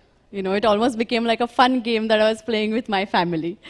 And because I was enjoying it so much, my batchmates, my friends, people around me came to me and said, "You're doing something different, and we want to be a part of this." That's when I started thinking about how can I get global citizens and students like you with me on this individual quest I've started. And we came up with an idea to build an app. So as I was in college, I started building an app which would bring people like us together to fight climate change from our own homes. And by the time I graduated, we launched it. We called it Cool the Globe. As I graduated, we launched Cool the Globe app. As soon as a user comes in, they're given a monthly target to reduce their carbon footprint. And then they can see hundreds of simple day-to-day actions they can take to achieve that. Just the way, how many of you track calories in your food? Have you ever tracked the calories in your food? So the same way, with Cool the Globe app, you can track the emissions behind your actions and your avoided emissions behind your sustainable actions. So then we started making very simple videos on what the common man like us can do about climate change, and people started spreading them with each other. Young people became our ambassadors for climate action, and I got connected with wonderful movements like POP, and I realized that I'm not alone in this mission. There are people like us around the world with the same passion that we share for sustainability. And when we come together to take action, huge impact can happen. So this app that I had started when I was a student like you, today we have users from 110 countries who collectively saved over 2.5 million kg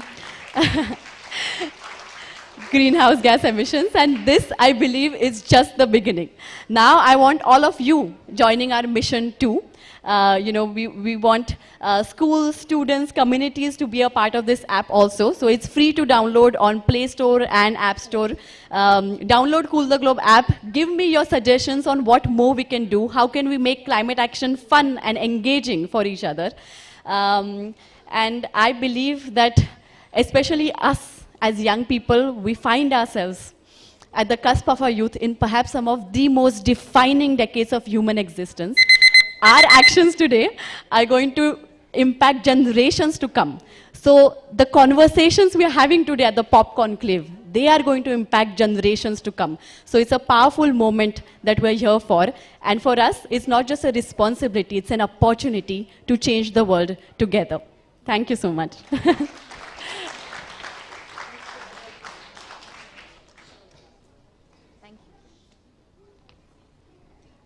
Thank you. Now, as for school group presentations, can we have Aisha Chaudhary, Janvi Toshniwal, and Mishika Kumar from DPS Creative, Faridabad, India?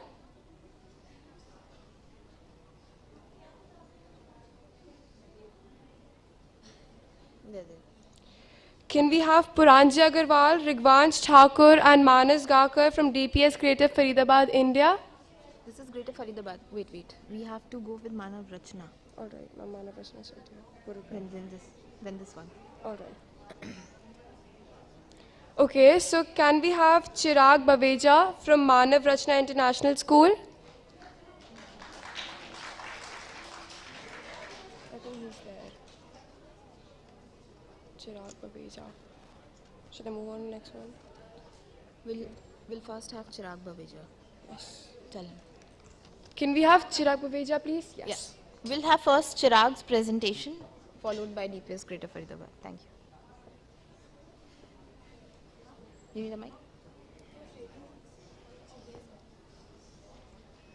Sorry?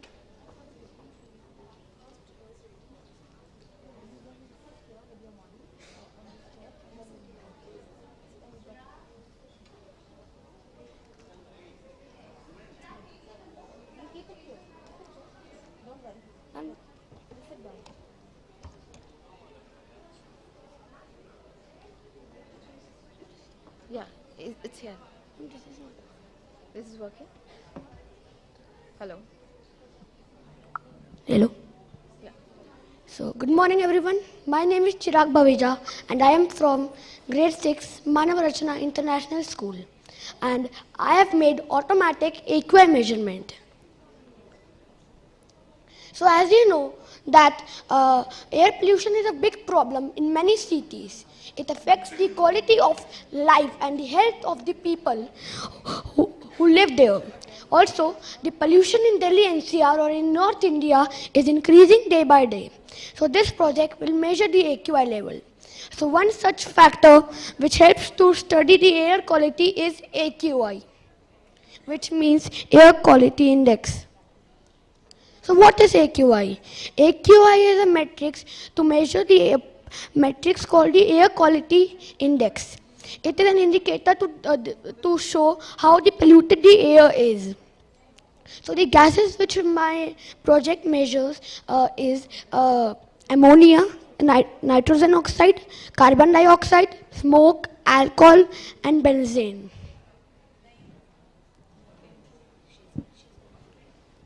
So now I'm going to tell you about the project. So my model is equipped with node MCU, gas sensor, 8x8 matrix screen and the 7-segment LED display. So the working of the project is, so when the gas sensor reaches the AQI level, it directly sends to the node MCU, which is the Wi-Fi module. So it does the dual function. First, it shows on the 8x8 matrix screen and on the 7-segment display. And second, it shows on the Adafruit with help of the API, which is Application Programming Interface. So the benefits of the project are low cost, detect air quality, mobility, fast reporting, 24 hours monitoring and trend analysis. So now I am going to show you the working of the project.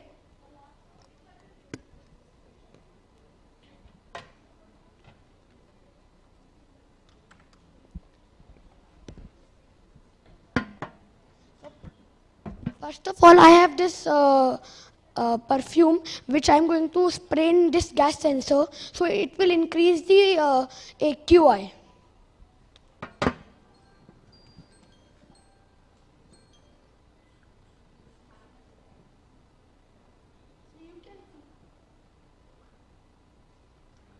You can see here that this perfume is very harmful. So the value of the AQI has been increased and it's 943 and H means the high. Also, this project roam in the different areas and it will also detect the AQI of different places.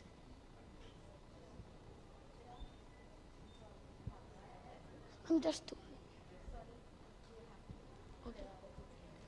Thank you.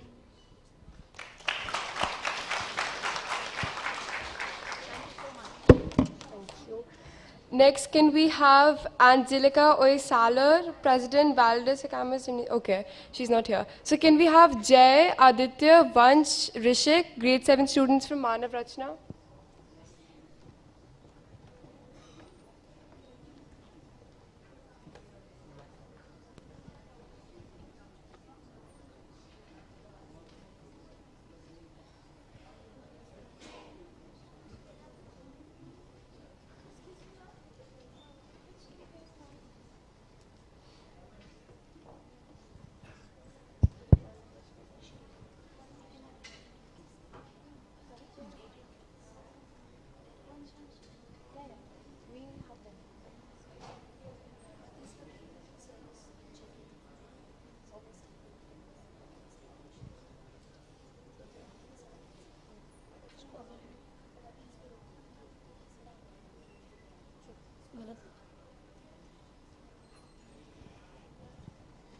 Greetings of the day to all. I am Jay. I am Vansh. And I am Rishik of Manavrachna International School, Sector 14. The name of our project is TerraGuard Sentinel, which means Earth Protection System. The SDGs associated with our project are SDG 9, Industry, Innovation and Infrastructure, SDG 13, Climate Change, and SDG 15, Life on Land. This project will help in early detection of earthquakes and flood. The The aim is to enhance the early warning capabilities, improving disaster preparedness, saving lives, and minimizing property damage caused by the earthquakes and flood. The component which we use to make our project is Arduino, gyroscope sensor which is ADXL335, moisture detector sensor, LCD display and a buzzer. We have also connected gyroscope sensor to detect any natural movement in the Earth's crust, LCD display to read the frequency of the earthquake, and during the earthquake the buzzer will be beeping.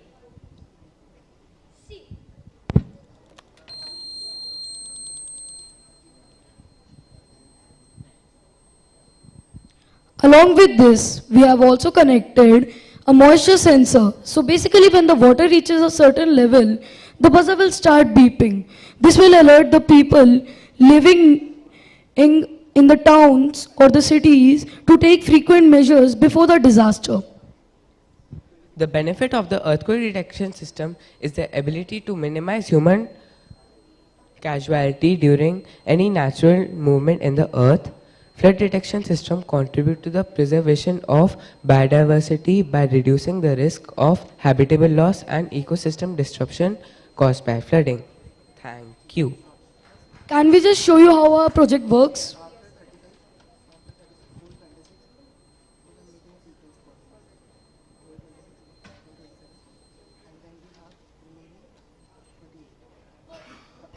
First we will show earthquake detector.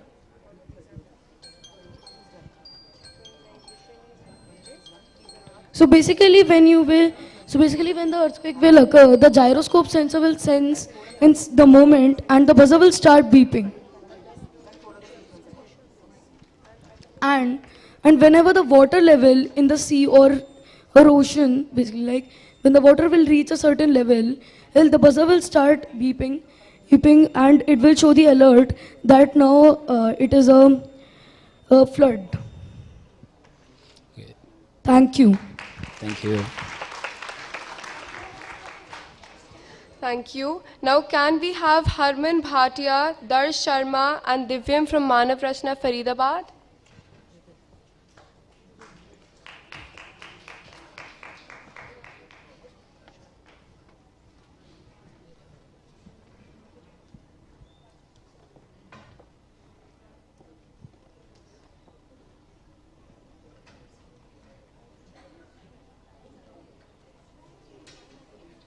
Good morning everyone, I am Darsh.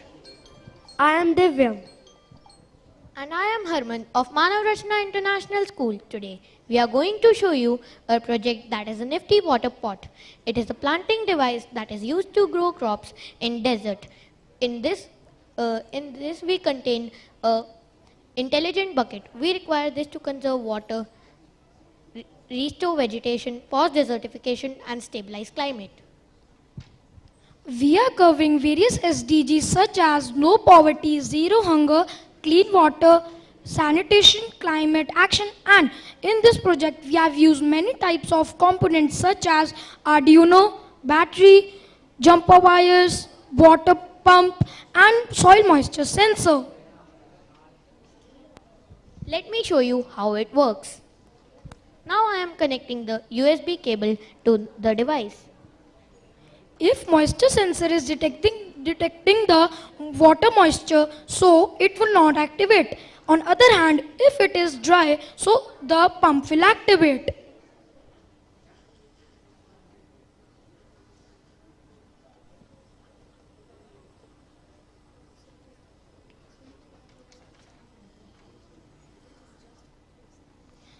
Now you can see the pump has stopped because the soil has wet.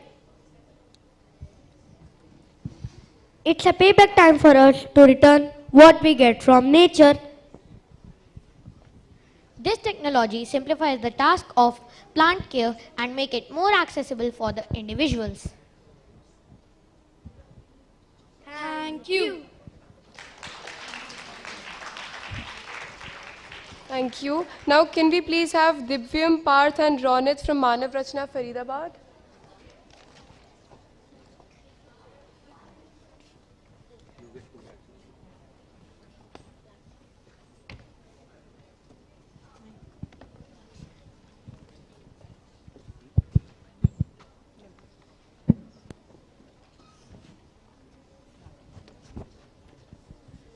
Good afternoon, everyone. I am Parth. I am Ronit. And I am Divyam from Manav Rachna International School, Sector 14, Faridabad. Today, we will be showing you our project, Arogya Vitrak. This means health dispenser.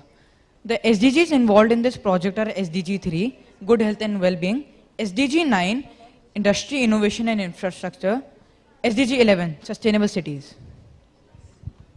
We have made our automatic medicine dispenser with recyclable materials like waste, which promote sustainability. In this project, we have used various components like servo motors, IR sensors, buzzers, Arduino Uno board, LED lights, etc. We have made the body of the project with the help of cardboard. There are 2 separate boxes for day and night. There are 2 IR sensors, one at day and one at night, which help to detect the hand of the users. There are also servo motors at the bottom of each column that prevent the medicine from falling down when the medicine is not required. The coding is done in such a way in Arduino Uno that whenever the hand is being detected by the IR sensor, the servo motor rotates 90 degrees and then the blocked medicine dispenses. There is also a buzzer and a LED. The buzzer beeps for 3 seconds every day and night to remind people to take their medicines. Now we are going to show you how this project works by putting in the medicine.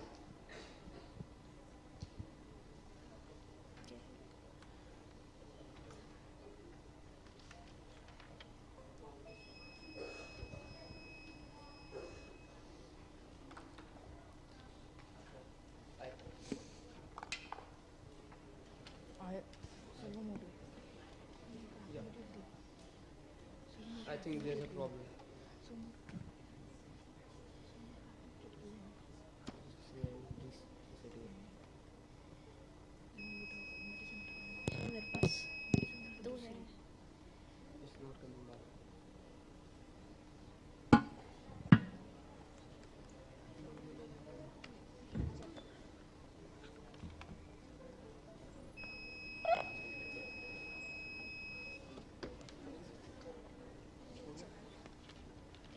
I request the next group to kindly be ready.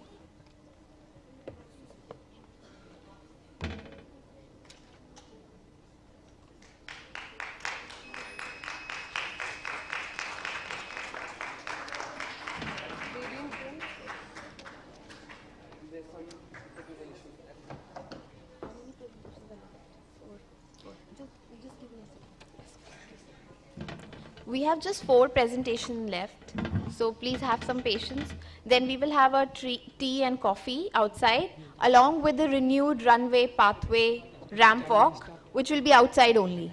So we request you to stay until then, to all the kids as well. Have the tea and then leave for the day, okay?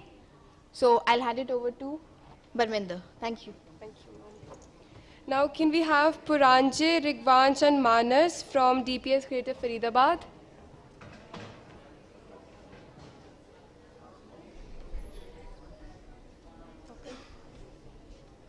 Good afternoon, dignitaries. I am Puranje Agarwal. I am Rigvansh Thakur. And I am Manas Gakkar. We are here from DPS Greater Faridabad, Sector 81, and we study in grade 8. We are here to present our project, Radiant Rinse. I need the control for that. Control for the PPT. The control for the PPT. And my mic isn't working. बंद कर दिया होगा. नहीं, ठीक है.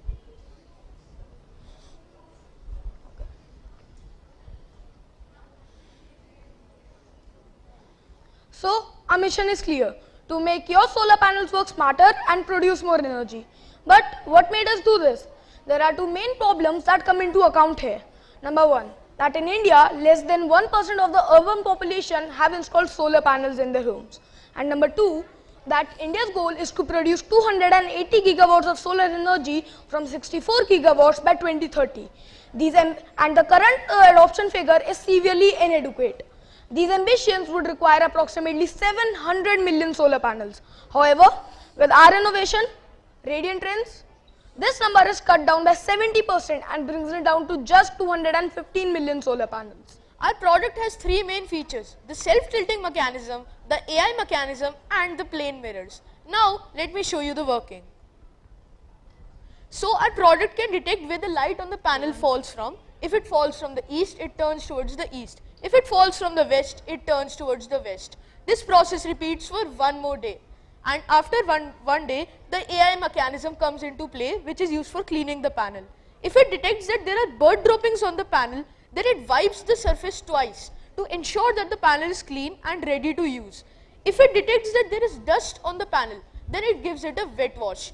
It will wipe the surface once, like this, and it will turn on the pump for 1 second and then wipe it again. So this ensures that the panel is clean and ready to use. And if it detects that the panel is already clean, then it will do nothing but just blink an LED for 5 seconds to alert the user that the panel is clean. So the sunlight that falls directly on the solar panels is absorbed.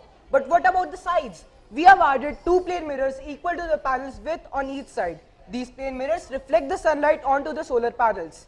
Now let us talk about the cost of our product. We provide affordability and quality with the Radiant Rinse Complete Kit starting at Rs 65,000 only. For existing solar panels, we provide the Radiant Rinse Boost Kit starting at Rs 25,000. The solar market in India is currently booming. It was valued at $38 billion as of 2022 and is expected to grow to $238 billion as of 2030. And we plan to become the big bulls of it. So, we are dedicated to crafting a fully functional real-life model of Radiant Rinse along with ensuring the delivery of 100 plus units of Radiant Rinse and grow exponentially each year. Our impact will be significant, helping over 100 plus Indian solar firms, impacting the lives of 100 plus million Indian households and reducing the carbon footprint by 57%. So an average solar panel costs about 40,000 and minimum 3 panels are required to meet the energy needs. So the choice is yours. 1 panel for 70,000 or 3 panels for 1,20,000 with the same efficiency. Embracing solar energy as a radiant solution, we illuminate a path towards a sustainable future, dispelling the shadows of climate change. Thank you. Thank you. Now can we have Aisha Janvi? Yes. What's the name? Puranjay, Rigvansh and Manas. Puranjay, Rigvansh and Manas. Okay. No. The next group. No. Can we have the group again for a minute? Yeah. You can have a minute. You can show how it works. Yeah, only the working. Take a quick minute.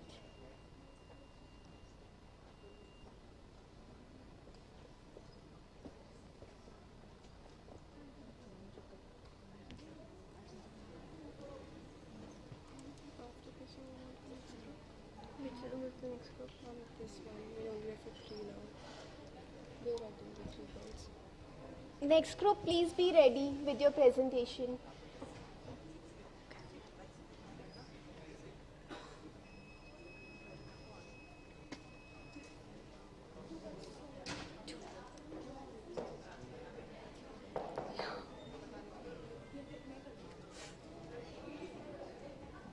Thank you.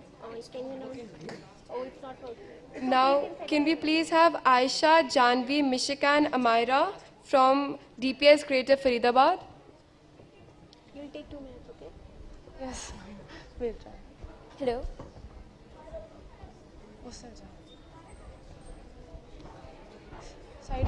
Hello.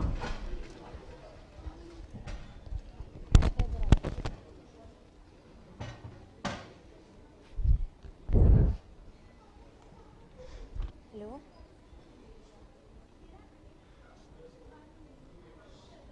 Start.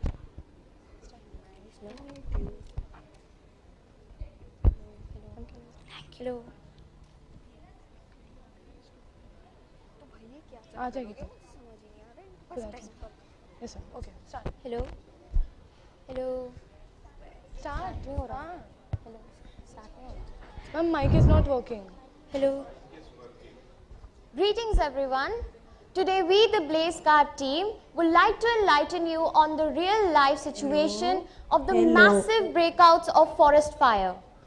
Initially, let's learn about forest fire. Forest fires are uncontrollable wildfires that spread rapidly across woodland regions and other vegetative environments. It is caused by the following factors: human activities, natural causes, drought, etc. Due to this, there are several discrepancies caused, such as rise of global warming, disturbance in the ecosystem, loss of vegetation, and much more. Based on our research, we have found that on March 15, 2023, a massive fire broke out in the Kurangani forest of Tamil Nadu's Kodaikanal district, which resulted in the death of 10 trekkers, and the forest fire almost lasted for 15 hours. It unfolded a gripping drama of 36 trekkers left stranded on the mountains, and birds and mammals faced displacement due to loss of food and shelter.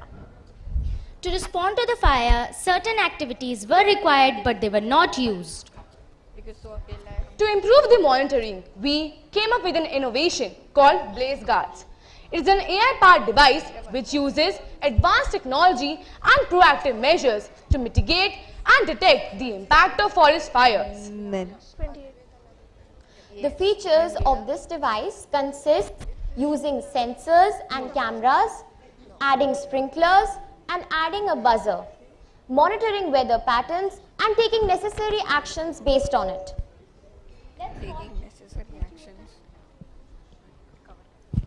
Let's watch a video.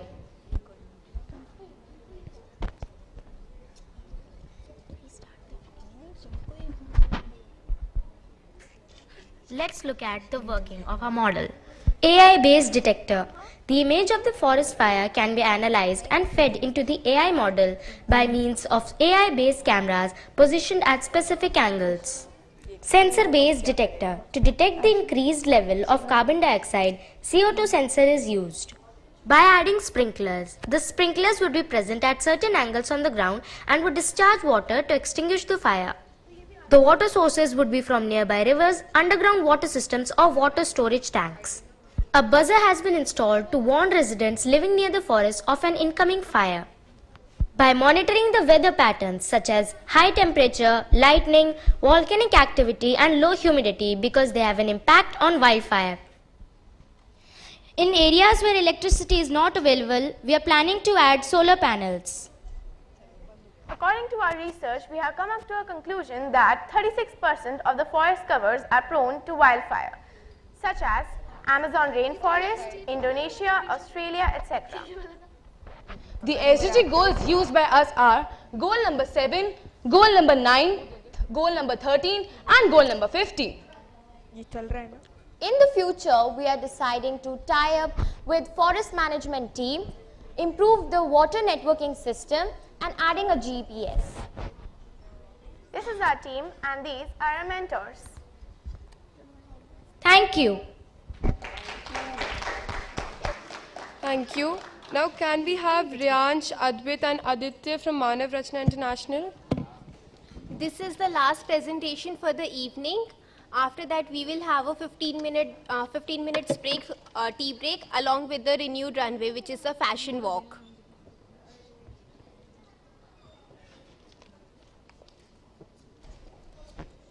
Guys, make it quick, okay? Tell them to make it quick. You go and tell them to make it quick.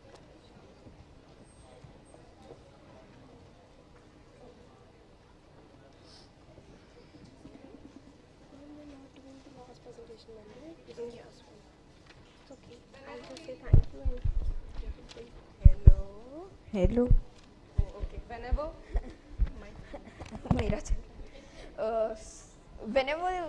Whenever we think of carbon emissions, we always think of vehicles and factories. But what if I told you that your house, yes, the one you live in, is also a major source of carbon emissions? That's why me and my teammates, Riyansh Vig, Adit Prakash and Aditya Malpani from Manav Rachna International School Sector 46, present to you our very own net zero home. The net zero home is a very sustainable home which can produce as much energy as it consumes over the course of a year while being a sustainable home. It has many special features like a solar tracker which can follow the sun's path enabling maximum sunlight exposure, then geothermal, then automatic outdoor lights which turn on automatically, a security system which when we put the correct pin code it shows the green LED, otherwise it shows the red LED. And now geothermal heat pumps will be explained by Aditya. This is the geothermal heat pump. Basically, the temperature 10 feet below the ground is a constant 22 to 28 degrees, which is comfortable for humans to live in.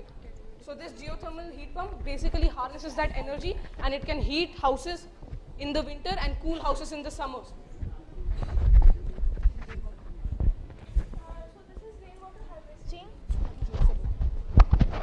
So this is rainwater harvesting. There is an automated lid on top of it. It automatically opens when the rain starts to collect rainwater. And there's also a weather station which can show accurate temperature and humidity in lifetime. A net zero home is surely ultra comfortable, affordable and very sustainable to live in. Thank you for the POP team for giving us this opportunity to present our project in front of world leaders so they can actually execute this idea. Thank you. Thank you. Thank you everyone. We may now proceed outside for the fashion walk. People are ready and the tea is also ready. So please join us outside.